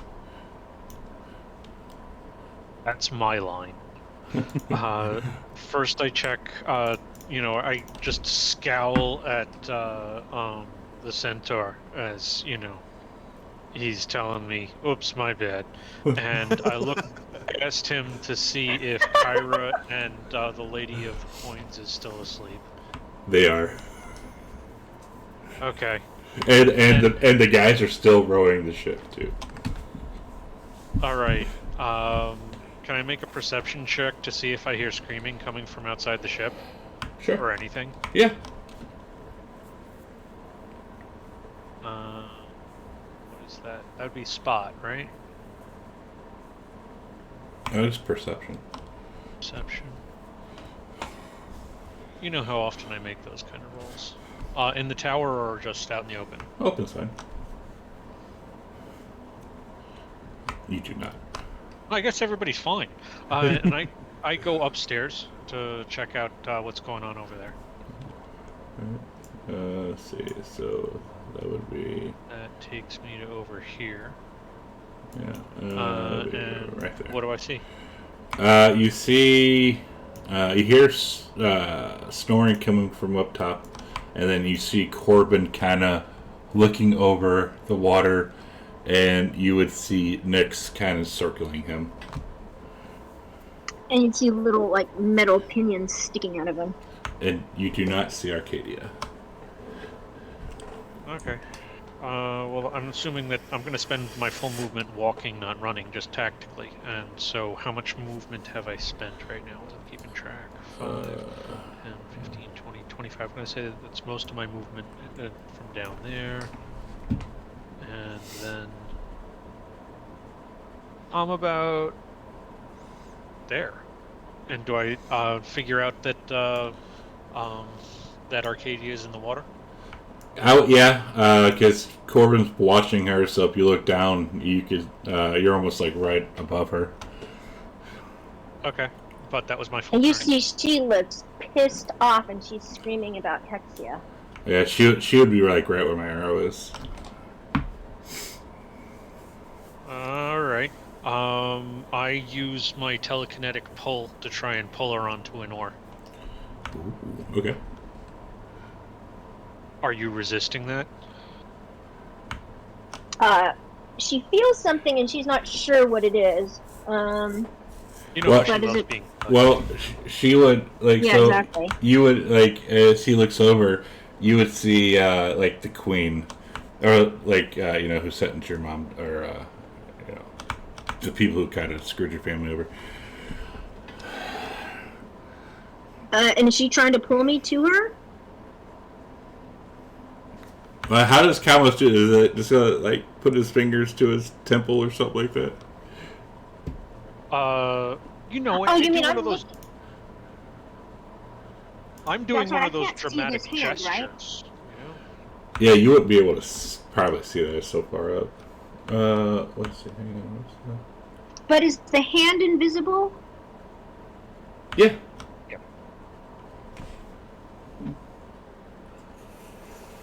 So I just feel something grabbing me, is basically what it is. Correct. No, she would resist.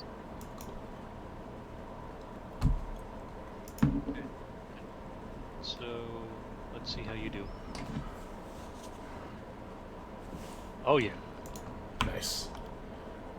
So she gets pulled over to that oar.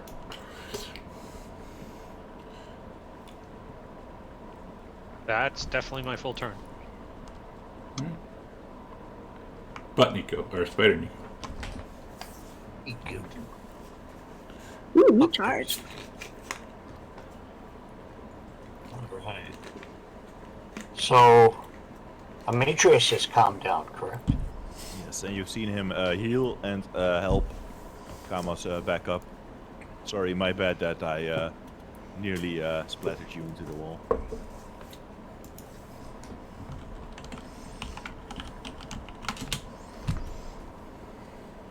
Okay.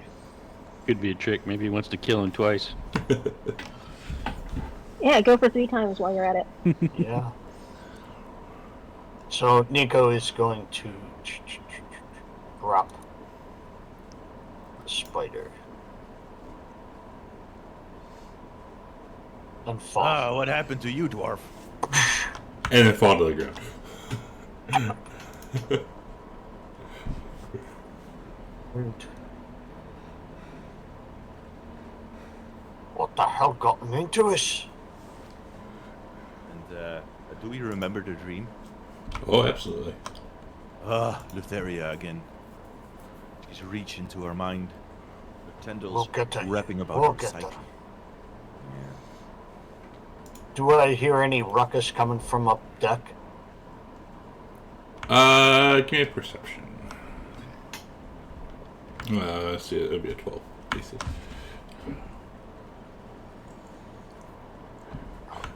You can hear something on the other side. It sounds a lot like Arcadia screaming about Hexia. There may be trouble up deck. I'm gonna go see. So Nico's gonna go up. He'll make his way up. And now you can see Corbin and Kamos looking over the side of the ship, and you do not see it. You do not see Arcadia. Oh boy. But you can hear her. Oh yeah. Splashing around. I'll make my way to the side. You see her hanging onto that oar, screaming. So I don't think I would be hanging on the oar because if it's going to be going back and forth. Well, he It's going did. to actually be trying to. It's that he did pull you to the oar, so How far down is she? 30 feet. Oh, damn, not good enough. But I don't think I'd be grabbing a moving oar like that. But Right. I'm closer to the oar. Hopefully he didn't drag me into the oar to get smacked by it. Damn it. Well, that's how Wish you it was- perceive it. Better. Yeah, you I would was gonna just. try to use Thorn Whip to pull her up, but it only pulls her 10 feet. Then she'd fall again. There ain't no Rope good. dropper. How funny would that be, Hit her, though? but, no. Hit her, pull her up, Yeah. let her drop 10 feet, take damage. Hit her, pull her up, let her fall 10 feet, take damage. I can't do that to her again. I don't have my backpack with me because everything's downstairs, so I don't know. I'm just gonna look over the side. Oh no! So she's like 30 feet away? Let's see, from you, she would be 75 feet away from you. Well, I'll run my full distance down there. I have a question. My last save, should I have had a +3 from Demetrius or not? No, you're too far away from Oh. me. You will now, but Okay. before you were too far away. Got it. And I will see if I can direct the rope of climbing to wrap itself around her. But I don't know if she'll allow it or not. You see Hexia's tail reach out to you. Yeah. Yeah, that's exactly what happens.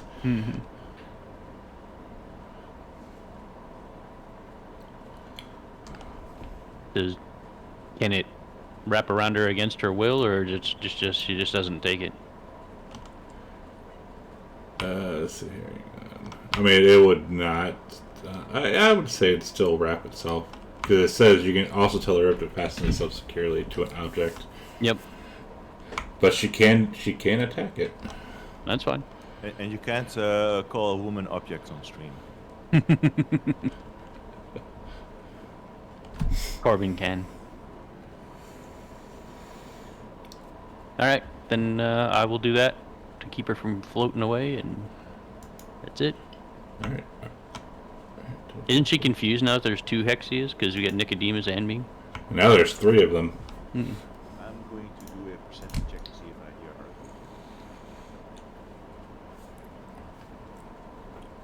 her. Yes.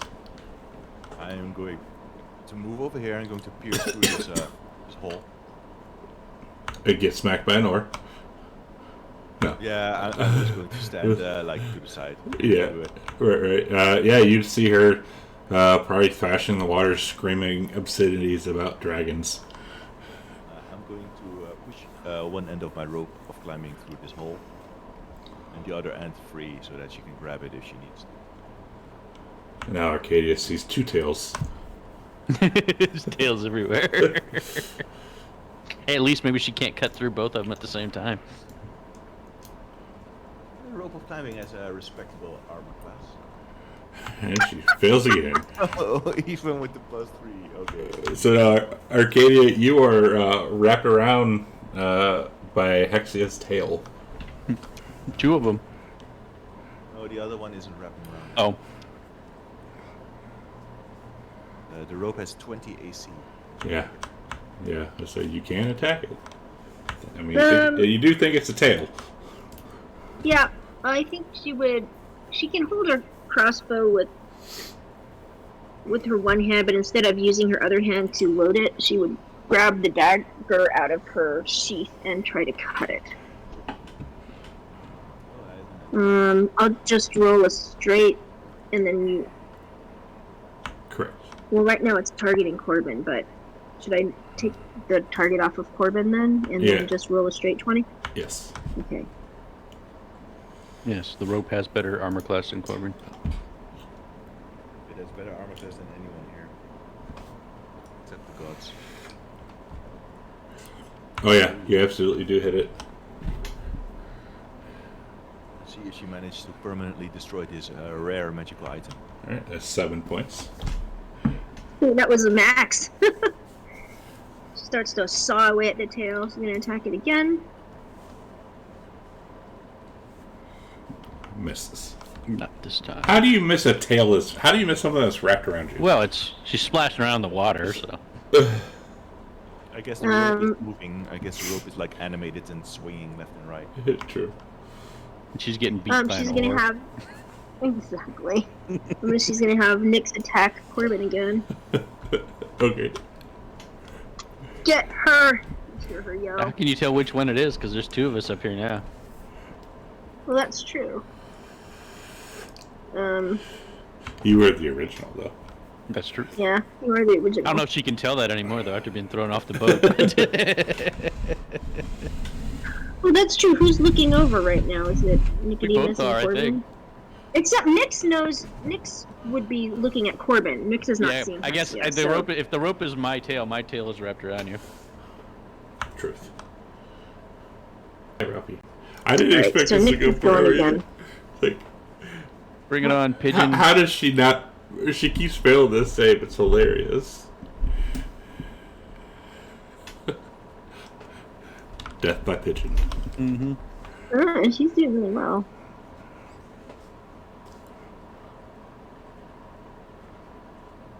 Rage is saving me. Right, pass my turn. Dear's Carlos.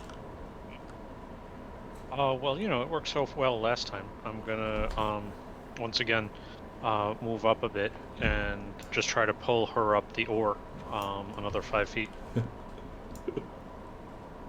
Okay.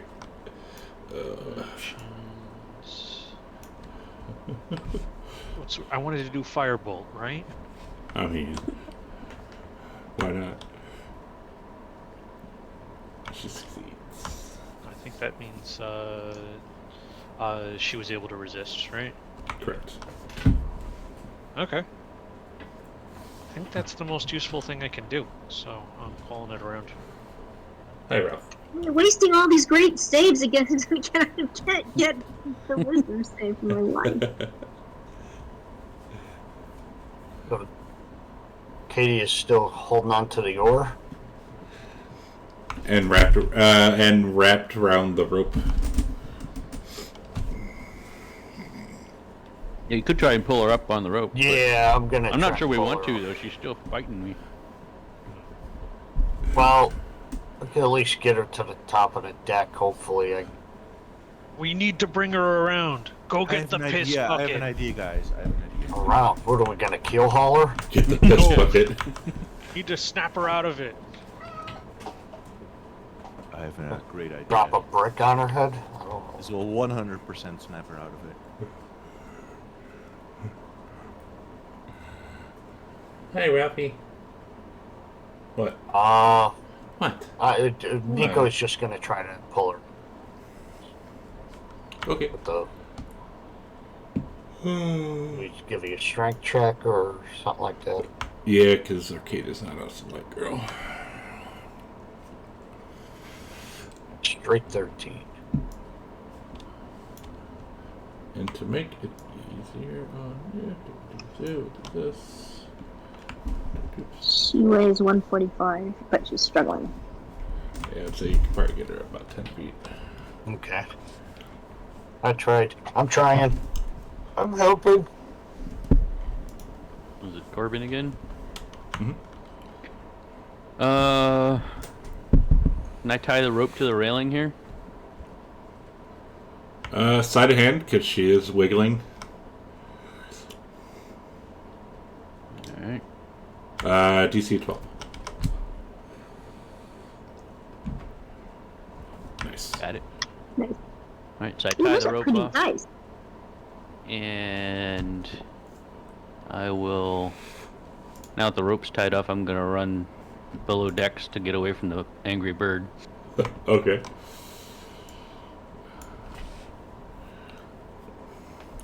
I am going to cast Protection from Evil and Good on her, which gives her advantage on her next saving throw against the Celestial's effects, and I think the gods are like celestial beings, right? You don't know. Supposedly the gods are celestial beings. We'll find out. Yeah. And then I'm going to stay in Actually, I have 40 feet movement. Can I move up a little so that she's still in range of my aura? Where are you gonna move? In front of Kamos. It's 20 feet for me to get out, I think, and 20 feet when I have to move through Poland. Full on would be in a thing. Oh, okay. I'll just move so that she still has the aura. Because they're pulling her up. So I guess maybe you can move her token to the other field as well. So she would be. See, that was 20. It's 20. So she would be 20 feet off. Oh, okay. Yeah, that's not in range then. Yeah, right now she's 20 feet away still. Well, at least she has advantage this time. Well, we'll find out. I don't think she is. Oh, she is Celestial. That was my turn. Okay.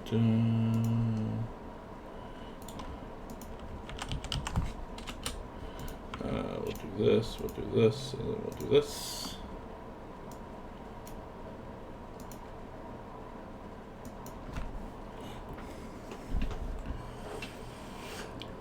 Hey! Oh my god, thank God. You're fine. Oh my God. Yay! On the dot.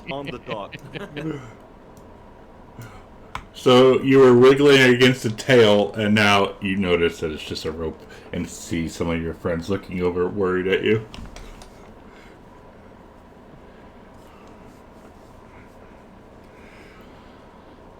She's just really confused.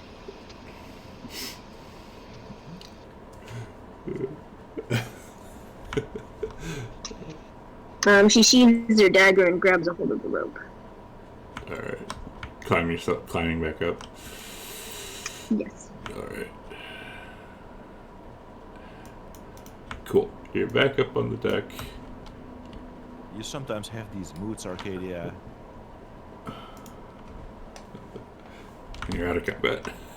Corbin will come back out of the thing, saying, "That was close. Your pigeon almost got me." Wow. So much to complain about. Before we keep going, let's take a tenor, because I gotta go back. Yep. Should make a quarter till. Alright, stream. We'll be back in about, 5-10 minutes or so. If you go away, please come back. And we'll see you shortly.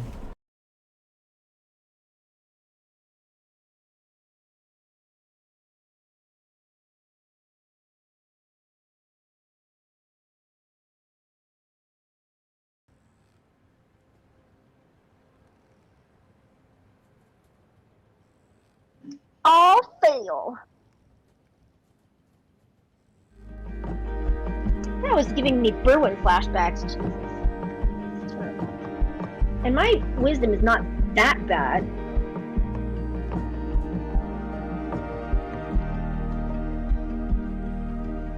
It's at an 80% plus chance of failure.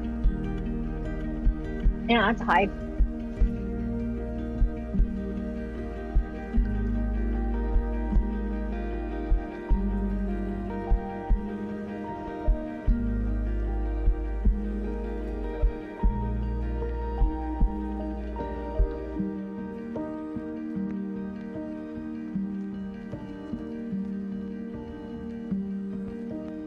And I'm back.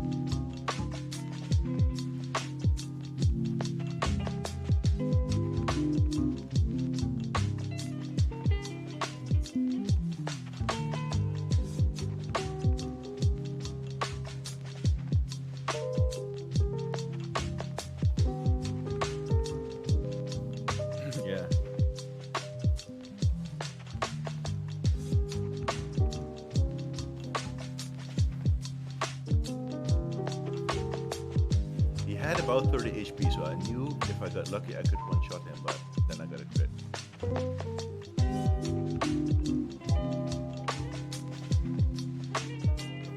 It really shows that D&D isn't balanced in PvP.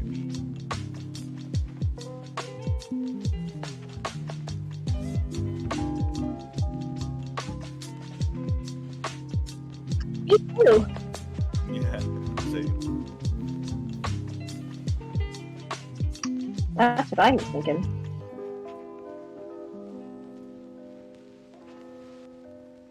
This isn't the first time he's fireballed Kyra. It's a flirting thing.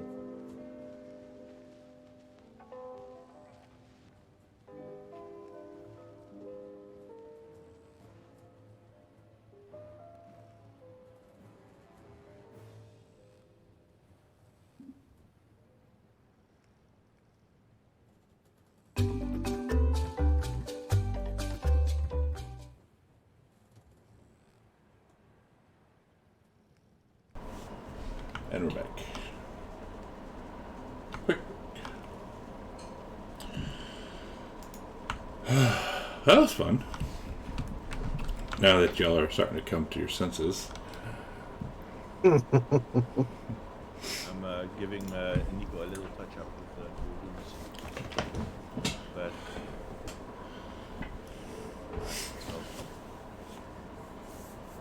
That'll work. Nothing a good night's rest couldn't do. Cure. That you just took.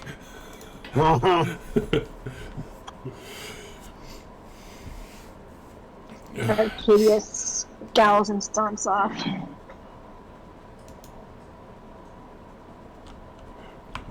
Full on pokes his head over. Is it done?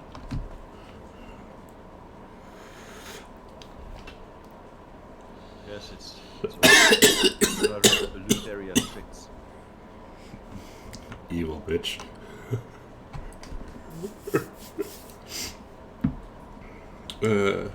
Alright, but now that it's starting to get dawn, I don't know, like, how do you guys want to handle, like, you kind of want to talk about this, or you just, like, yeah, it is what it is. Just awkwardly avoid eye contact all day and never mention it again. That's the Centaur way. That's the Centaur way, yeah. We don't talk about awkward accidents.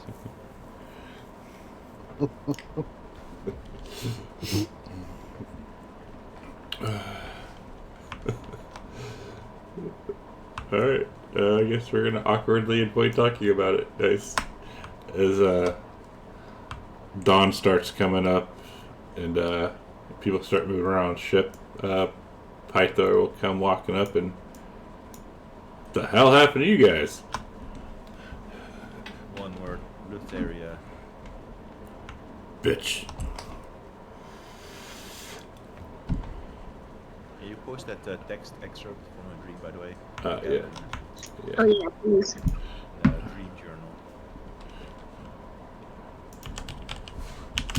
They seem to be getting progressively worse.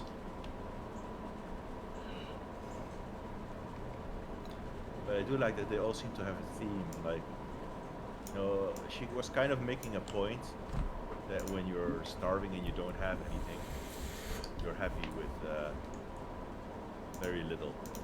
Like the best meal you ever had is the meal you have when you're starving. Something. I mean, there's a point in there somewhere.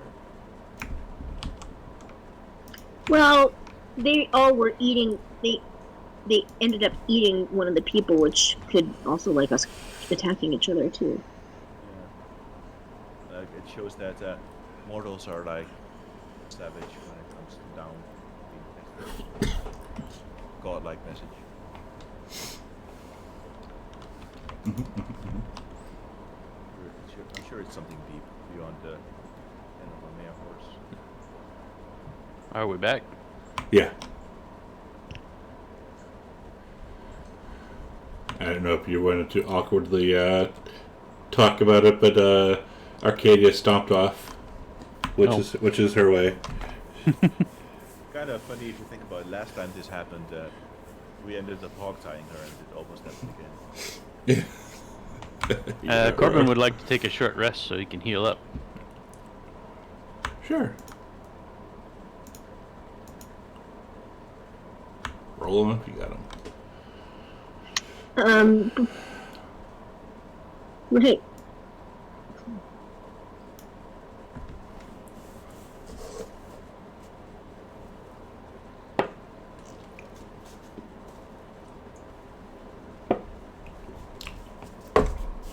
About this time, Corbin, once again, another crew member comes and grabs you. Sir, she's doing it again. Alright, I will, I'll get up and I'll run down to the Oracle again. I erase you there, and I'm just already spying. Same thing Yeah, I'll as... go down too. Alright, same thing as last time. And then she says, the enemy of your enemy's enemy has it. The enemy of my enemy's enemy. So the enemy of the Gigans, which I'm not sure who that is, would have what I'm looking for. The enemy of my enemy's enemy is my friend. Not my friend, but they have my item. Who's the enemy of the Gigans? I don't know. Amazons. And it would be their enemy. But I don't know. That's a enemy, but I mean not the only enemy. Correct. Are the dragons their enemy too? I don't know. Percy wasn't one of the original gods, right? She was like She is Sidon's daughter, oh yes. which is really odd that she's sailing with you, but, you know. And she's Corbin's love, but, you know. Right, I had a talk with Sidon. There's one father-in-law. Nope, nobody puts Versi in the corner. And if she comes to, she'll say, I saw the dark sea, and the thing that you need to get you there. But then it went blanked. What was the thing? Wait, then the thing that you need to get you there is what? That's what I just asked her. She said she sees the dark sea and the thing that needs to get you there, but then it went blank. I asked her what the thing was that she saw before it went blank. It was second part of the Antikythera. We need to sail those seas. To sail the Forgotten Sea. What did it look like? It looked like a gear wheel.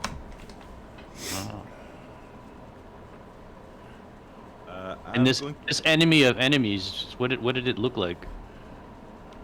I do not know. I'll ask her, where do your visions come from? Do you know that? I do not know. You Some think it comes from Mutros herself, or yeah, but I do not know. Do you have a deity? She is a deity. Yeah, No, she's not one of the five gods. she's not a five god. Earth Mother? I worship the land. The land gives me my power. Yes, my people used to worship the land as well in the form of the Earth Mother, Mithras herself. But fortunately, Sidon is a little more engaged. Well, thankfully, at least. Maybe the land is on our side, steering our quest by sending the invitation. Wouldn't the land be Thynia? Yes. Oh yes, Thalia, sorry, not Mithras. Not Mutros, get that idea.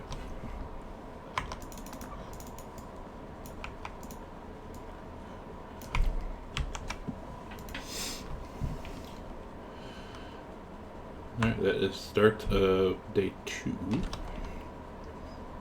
Get a long rest then. Anything specific or particular we want to do? After a couple of hours, Arcadia goes up to Corbin and says she is sorry for attacking him, but she thought he was Hexia. No, that's understandable. I had the same vision of you for a while, but fortunately, us men can come out of it faster, apparently. Corbin is easily mistaken for a dragon. I will ask her, I said, if this happens in the future, is there something I can say to your bird to stop her from attacking me? And she says, no.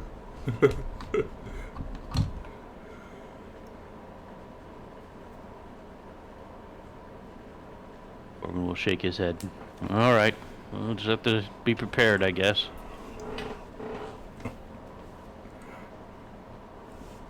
You'll still teach me how to use this bow, right? Sure, she looks kind of eager to make amends through that.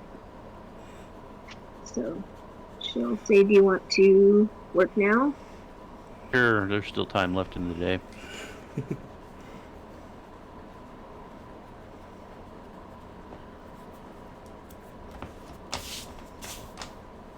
Or we can barely draw the bow, because it's bigger than he is. But he might be getting slightly better, with instruction. Yeah, she tells him how to lock the bow arm. She tells him how to let go because I'm actually doing the motions. She shows him how to lock the bow arm, and then when you're drawing the string back, to use his weight of his body.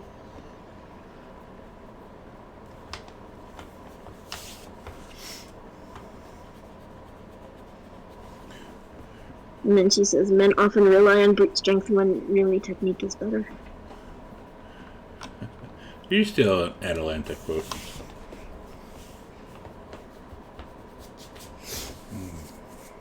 Right.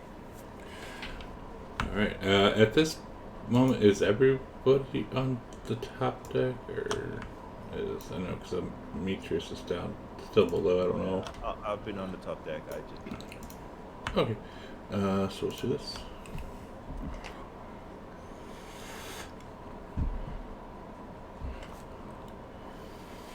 I see everything. Nothing good.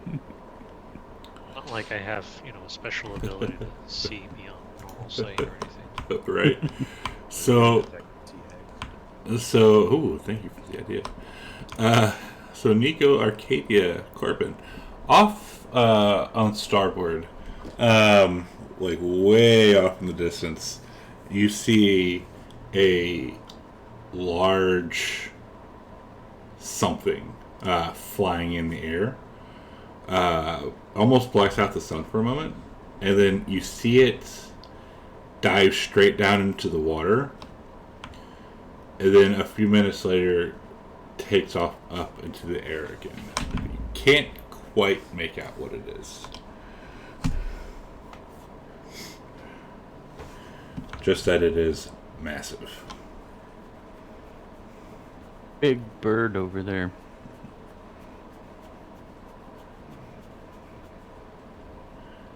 Did it have a certain color? I think it was yellow. It had a silver tinge to it.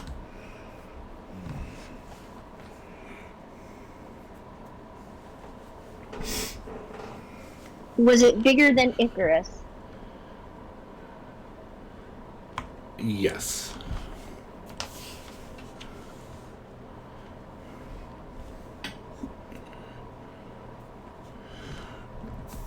But that's what you saw.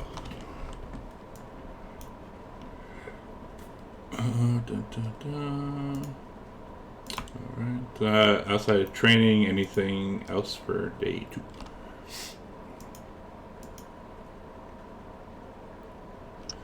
Same stuff I did the day before. I'm listening on any celestial conversations. Corbin's gonna ask Demetrius to cast that protection spell on him before he goes to bed.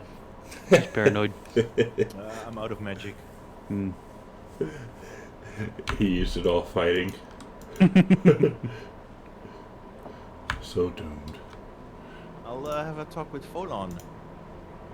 And, Okay.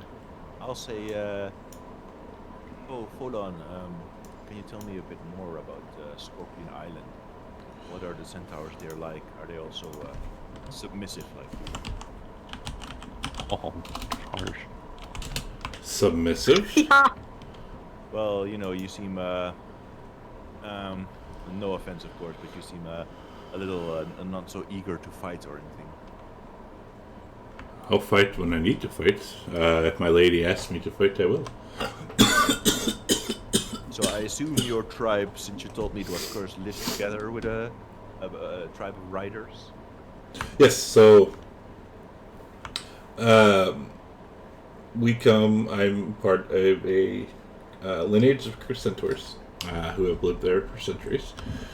We are doomed to transform into giant scorpions when we reach adulthood, and the only way to break that curse or to overcome the curse is to bond with a mortal rider and leave the island forever. Yes.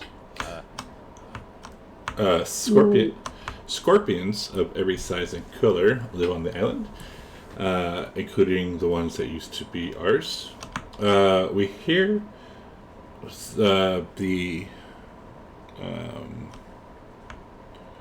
current theory, or the rumor, is that the curse is the work of the Lotus Witch, and she lives in the tower at the center of the island, but those who approach the tower never return. Go ahead. Who do you live with that takes the position as riders? Just, I assume like humans or some other.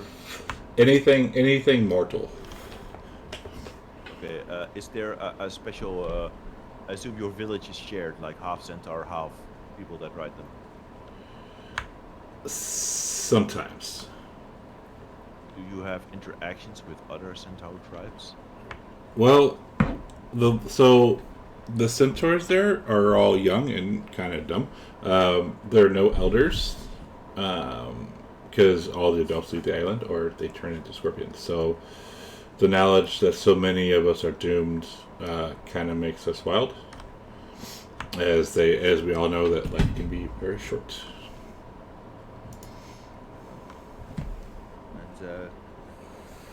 And when you venture out into the world, do you seek out other centaurs, or do you just generally stick to human civilizations? Well, so other centaurs are they look kind of down on us.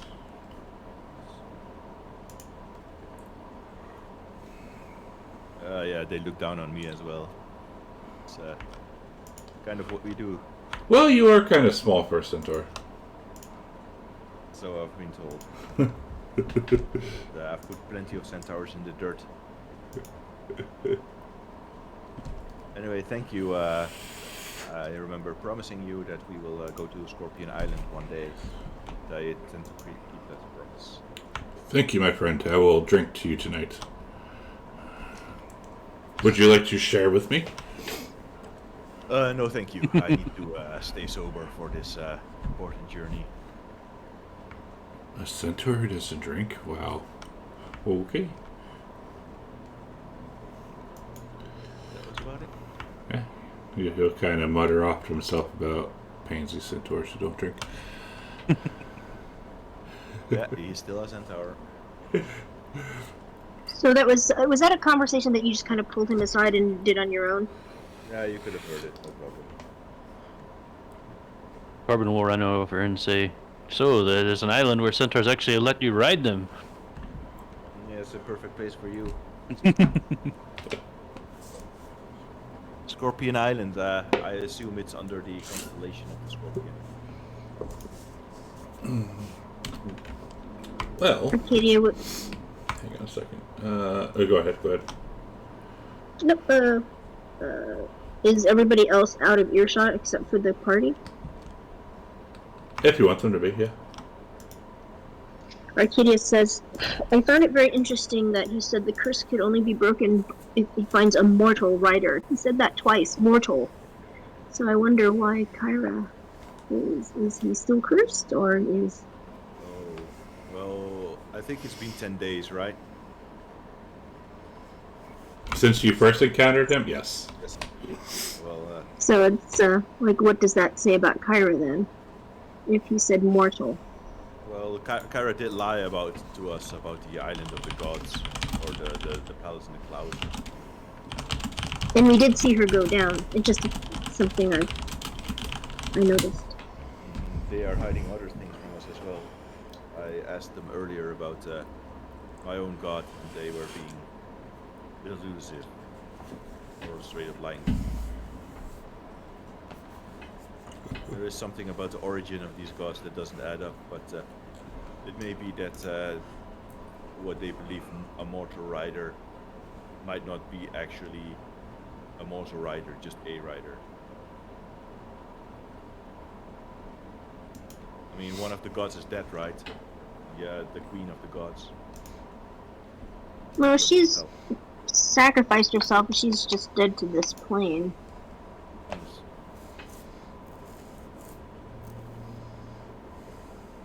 Well, we know they're not invincible.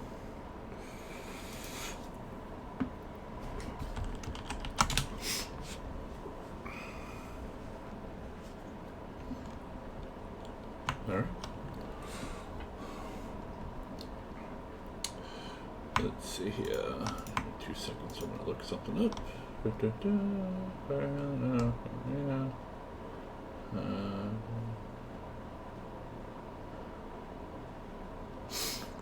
Alright, anything else we're doing? Should we do it for the day? Alright. Corbin's gonna make sure he sleeps like, away from other people. Yes, put yourselves where we're sleeping at tonight. Maybe I'll sleep on top of the crow's nest. There's a tiefling who will bonk you on the head as you climb up. Been at the base of the crow's nest. But I'll look at the tiefling and say, better keep your waist up there.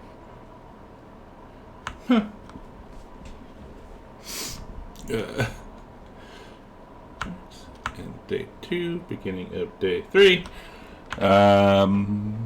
Once again, it happens again. Someone comes and grabs Corbin. Down I go. Kind of roll my eyes. Mutter under my breath. Women. So needy. So yada yada yada. She says, seek the horned arcanist in the Great Library. Seek the horned arcanist in the Great Library. The Great Library in Mitros? Well, she says.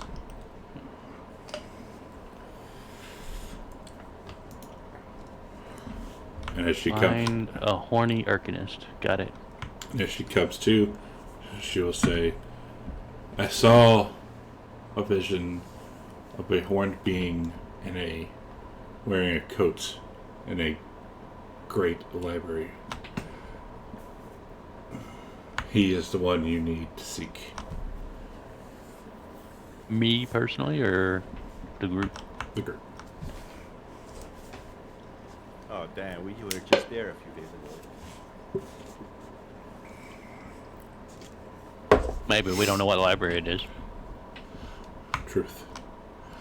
And about this time, you hear, land! No.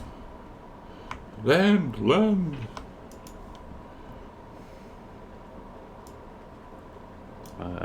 I will thank her for the vision as usual. And I will go up on deck to see the land. Alright. So, coming up here,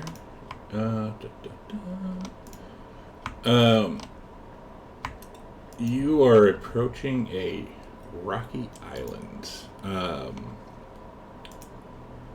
Let's see here. Let me find the bloody picture. There it is.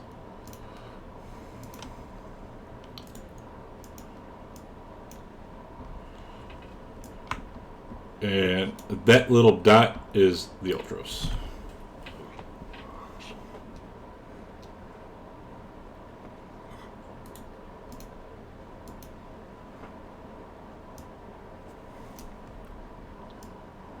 As you are coming upon the island of Yonder.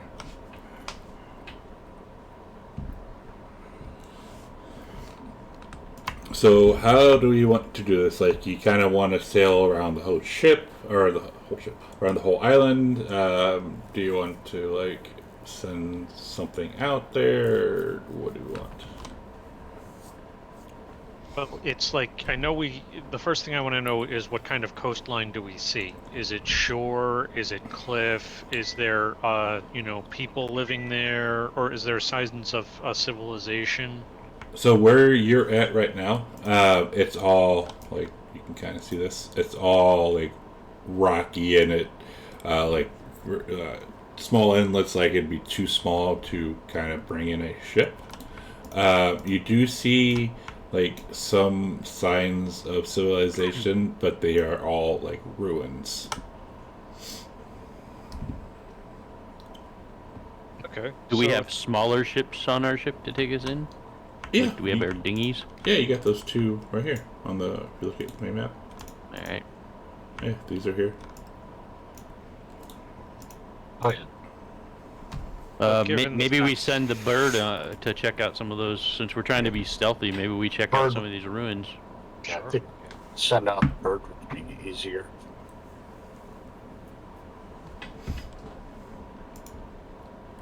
Yep, I send Nyx out Alright. to scout around. And her range is a mile, right? Yeah, 10 minutes and a mile. And now, how well can she communicate with you? Oh, she can just talk to me. Oh, okay. Cool. So, scouting. When she returns, she'll say that the best way, if you were to come in, would be from the west side, like southwest side, like over here. That is a good place to, like, bring in a ship, but that there is a tower near the cove that is pretty much the only complete building in sight. Over here, like where my arrows are, those are cliffs that are about 200 feet high. And in the center of the cliffs, there is a mighty fortress. In the fortress, she spotted 6 armed creatures. Also, she spotted a bunch of humans as well, and what look like iron bulls. Iron bulls? Bulls? Correct. Minotons. Like a male cow. Bulls? Yes, but iron. Were they moving? Yes. Great stock exchange of Yonder. Yeah, yes, they were moving. She saw, like, several places, like, if you're able to take, like, a dinghy on shore, several places that you could actually make landfall, like, if you're trying to sneak. If you're trying to make a direct assault, the best way would be from the southwest. Did you see anything in the tower in the southwest? She saw some people moving around, also some 6 armed creatures.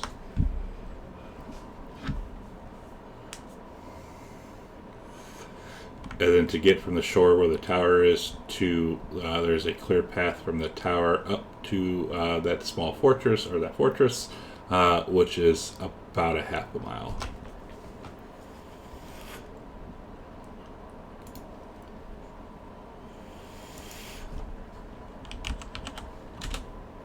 I think maybe it would be good to go in through some of these deserted towns and maybe come in over the mountains. Always a good place to make sure. Like, I'm pretty sure that this fortress is leagues beyond us. That's why I was saying, like, maybe it makes sense to come in somewhere else and do some scouting. Yeah, let's do that. Let's go to that Here- place that Nick scouted out for the docking. Well, no, the docking, we can't go there because they have a tower there. Oh, no. I mean the other one on the. I think it was the west side. That one's the one on the tower. So the tower itself is right here. Yeah, we don't want to go there. That one. I mean, this little town here that you pointed out earlier. Yeah. One of those towns. There's like 3 of them, 4 of them actually. There's a bunch of little These towns towns. are completely filled with Geigens. Those towns are in ruins. She has seen a bunch of different bones, massive bones, but no. And then like Nope. there's small patrols, but nothing like massive. I suggest that we just dock here, and if there's a bunch of Geigens, we just get back on board and. Dock where? get to Where I'm pointing the arrow. Big orange arrow? And Yeah. if there's Well, we a can't bunch take of the boat. We Geigens- can only take our small boat there. We can't bring the big boat in. Oh. Yeah, the only place to bring the big boat in is where my arrow is. Okay, because my plan was just if they try to board Pythor, just slam it. But what do you guys think? I'd be curious because we've never really tried using the Antikythera. If you choose a different constellation, if you chose a couple of different ones, can you tell how far away the islands are? Like, if you were to, attune it to different constellations, could we figure out what island that we know about is closest? We'd have to be on land to try. Yeah, that's what I mean. That was something I was be curious about. I'm not trying it. Well, one way or the other, we got to go to land unless we want to stay here I forever. say we just sail into the big port there. There's no cannons or ballistas and stuff, right? So. They warned us that this was dangerous. Yeah, Okay. and to try to be sneaky, and we are in the boat of the man who pretty much slaughtered their entire race. Okay, let's take the small boat and go on this West Inham here. With the You think roof that's the best one, or there's 3 or 4 choices? I'm not sure. down. I think that's the Did best Nick one. see anything different in any of them? No. Okay, then I guess that just the one we're closest to then. Yeah, one we're closest to. Okay. Should we wait for darkness or? Sure. Let's go under the cover of the dark. All right. Excuse me. While you guys are waiting.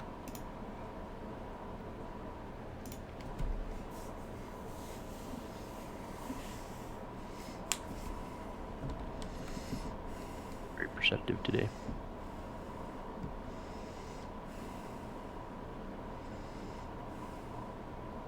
All right. So everyone outside of Kamos and Corbin, you all see coming from the middle a massive silver dragon, and it flies over. Oops, it flies to the other side of the island, and I would say actually flies out over here. And you see it dive down into the water and comes back up holding a dolphin. Game. Holding a And dolphin? a dolphin, yes. And then it goes back down and does it again.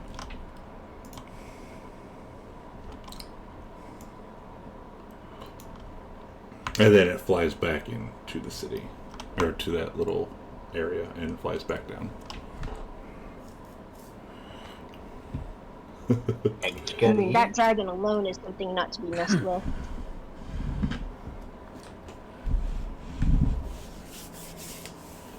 And now it gets dark.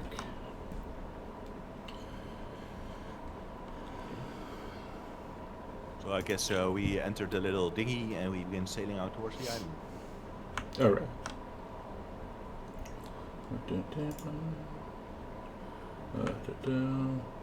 So as you approach this island, you are you see stained and charred white marble and concrete dots. Ruins dot the shore, and you can clearly see the bones of giant humanoids.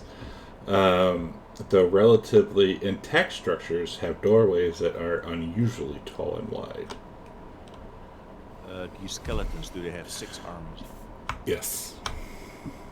So this is one of the Geigen's villages that was seemingly wiped out, and the charred marble was like dragon fire and stuff. Correct. Interesting that there's a dragon there right now. Mm-hmm. Well, let's. Are we all in assessment that we're going to sneak down the path and have a look at this big old city? Yeah, sure. Well, I want to check out the ruins first, see if we find any clues in the ruins. All right. So looking around, it's kind of just like a big, almost like a big graveyard. Kind of like almost as if the old guy or the new Geigens here kind of just left these cities to like fall apart. Okay, so nothing really to be found. Correct. All right, then I suggest we see if we can find a path that leads us not through the main entrance. All right. So kind of really the only path outside or out of this is like over here. Yep. And then, Yeah. up and then around. Okay. Assuming we want to follow the trail, we could try to hump it over the mountains, but sounds pretty rough. I'm also curious. How long does it take to attune to the Antikythera? Because I'd be curious to see if we can, figure out our next quick escape if we needed to. Sure. Can Demetrius Can you determine by attuning to a couple of different constellations how far away each of these things are? I'll whip out the old Antheria, Antikythera, and I'll try Arcadia's plan. Do I get any indication of which is the closest or farthest away? No. I will say no. Which one did you choose though? What is the last one that you chose? The one that came with the ship. I think it Trickster. was Trickster. Okay.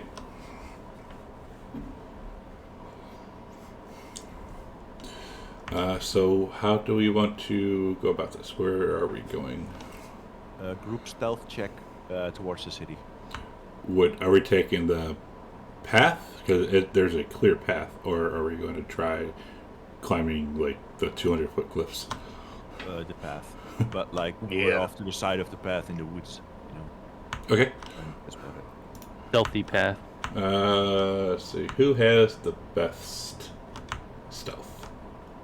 Got to be Arcadia. You would think so, but I've got +5 to stealth. Somehow Kamos has the highest dex. How the Anybody hell? Somebody's got better than +5 to stealth. I have +9. Yeah, figured. What do you got, Kamos? I didn't put anything in stealth, so I think it's just my dex. I got a +4, but I'll have disadvantage because of my armor. Yeah, I've got So- a +3. So Arcadia by far, as I suspected. Roll me that in the tower, please.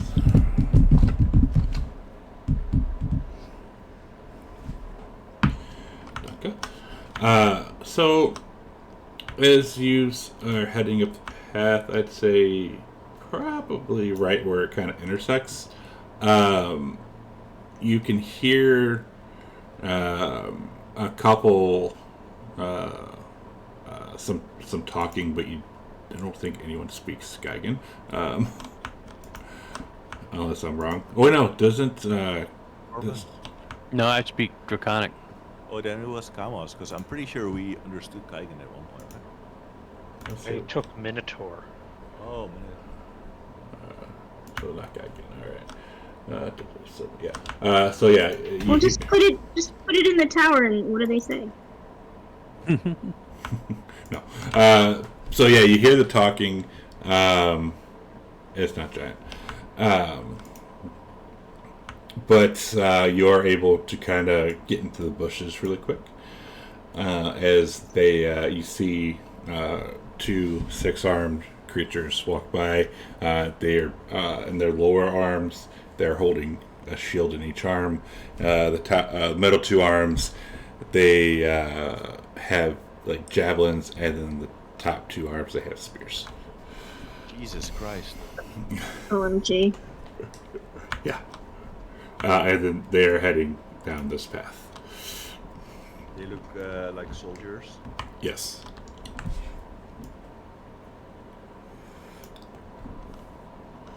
Alright, so coming up here, looking down, at the center of the city, you see a massive structure which appears to have been built by giants. Color variations in like the rocks and the buildings and stuff suggest that this is an ancient building that has been recently been restored. You see massive bronze doors at the entrance stand closed, and they are engraved with images depicting 6-armed cyclopses. Despite the great condition of the building itself, the stationery and carvings that surround it are crumbling. The most prominent statue is a 6-armed figure with a bronze cage where its head should be.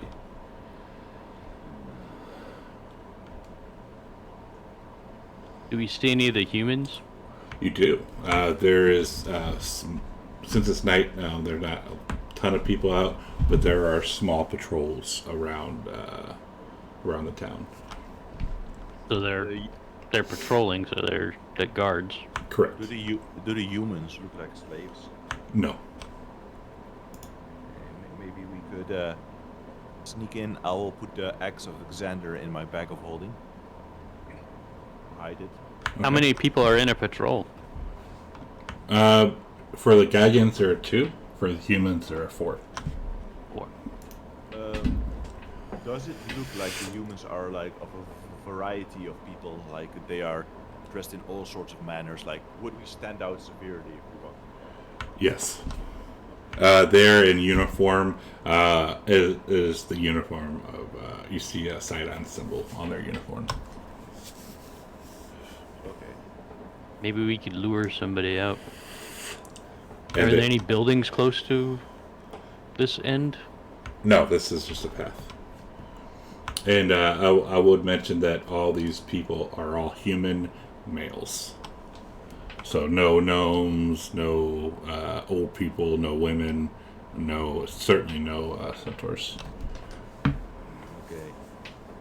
I don't think infiltrating the city is going to go well for us. No, I think we need to try and capture a patrol, maybe. Either that or... Okay. I mean, it's night. We could send in the owl and see what more the owl can see, but... I mean, capturing a patrol is going to be pretty tough. These Geigen, they look like... I was talking about the human patrol. Oh yeah, we can... But we got to try and do it without them alerting anybody, so we got to try and lure, Yeah, that's the problem. lure them away. If one gets away, then we're in big trouble. Or maybe if we find one guard, like, going to the bathroom or something. Going off to smoke a cigarette. Mm-hmm. Or, even better, we have Nicodemus. Who can just turn into a cat or something and roam the city freely. Are there any animals in the sea? Yes. What kind of animals? Like regular animals? You see some goats, some cats, some sheep, some cows. We could have Nicodemus go in cat form.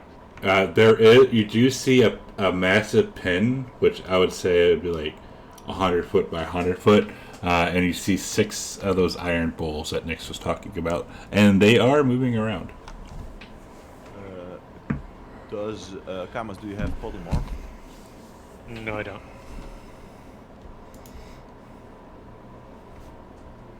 Nico, I'm not sure if you want to turn into some kind of critter and do a little scouting. Sounds doable. I think Nico can stay in shape. 8 2 hours, hours? right? No, I don't think he could do it for 8 hours. I think more like an hour or 2. Yeah, I think at your level, I think it'd be 2 hours. I want to say. 2 hours, yeah. Try maybe. Yeah. See if you can get some intel, like what language do the humans speak? If there's any human patrols that are isolated, if there's any like prisoners or like points of interest, like maybe they have like a god captured or something. Okay, so I'm gonna wild shape into probably what would be the best one? I would go for a cat, because if you go for like a goat, they're gonna try and capture you and eat you. Yeah. Cats are a little bit quicker. Yeah, they can like jump on buildings. Nobody wants to eat a cat. Except for Say maybe a that. dog. Just don't go near the Chinese restaurant. Wow. So, Nico wild shapes into a little tabby, and he's gonna scurry down the mountain, down the path, and go check out the fortress. All right, and we will pick that up next time. Really quick before we end, Amitrius, as you're kind of just hanging out there, you see something appear by your foot. And it's apparently Brogar. I forgot Brogar brought you something like 2 hours ago. What'd Did you I get? pick it up? I reminded him. A drift globe. I forgot. Yeah, well, Nice. just, okay, then say, did you drop this? She No. checks her belt and says no. Oh, I spent some of my. You said, wasn't it I who did that, Bryn? I just spent some of my Engorgio points, and I rolled randomly for who was going to get it. Huh? So that's what happened. No, that was from Baron Brogar. Oh, that's why it was run out, I guess, when I tried it. Yeah, it was from Brogar. There's only one for Can sure. you identify it? It's Drift Globe.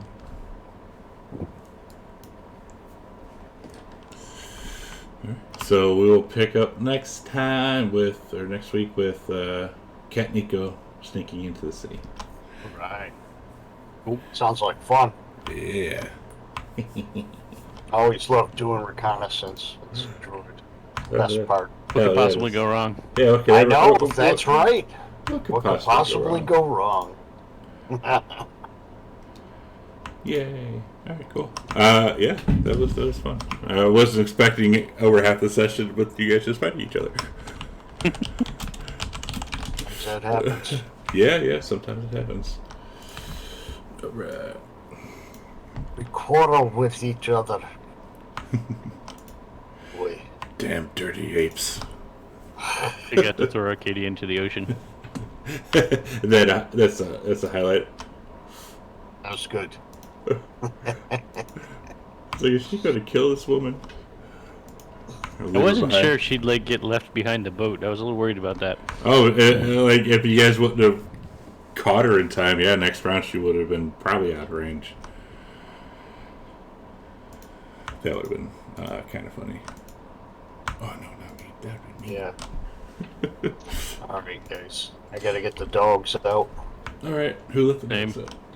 See, Cool. All right, stream.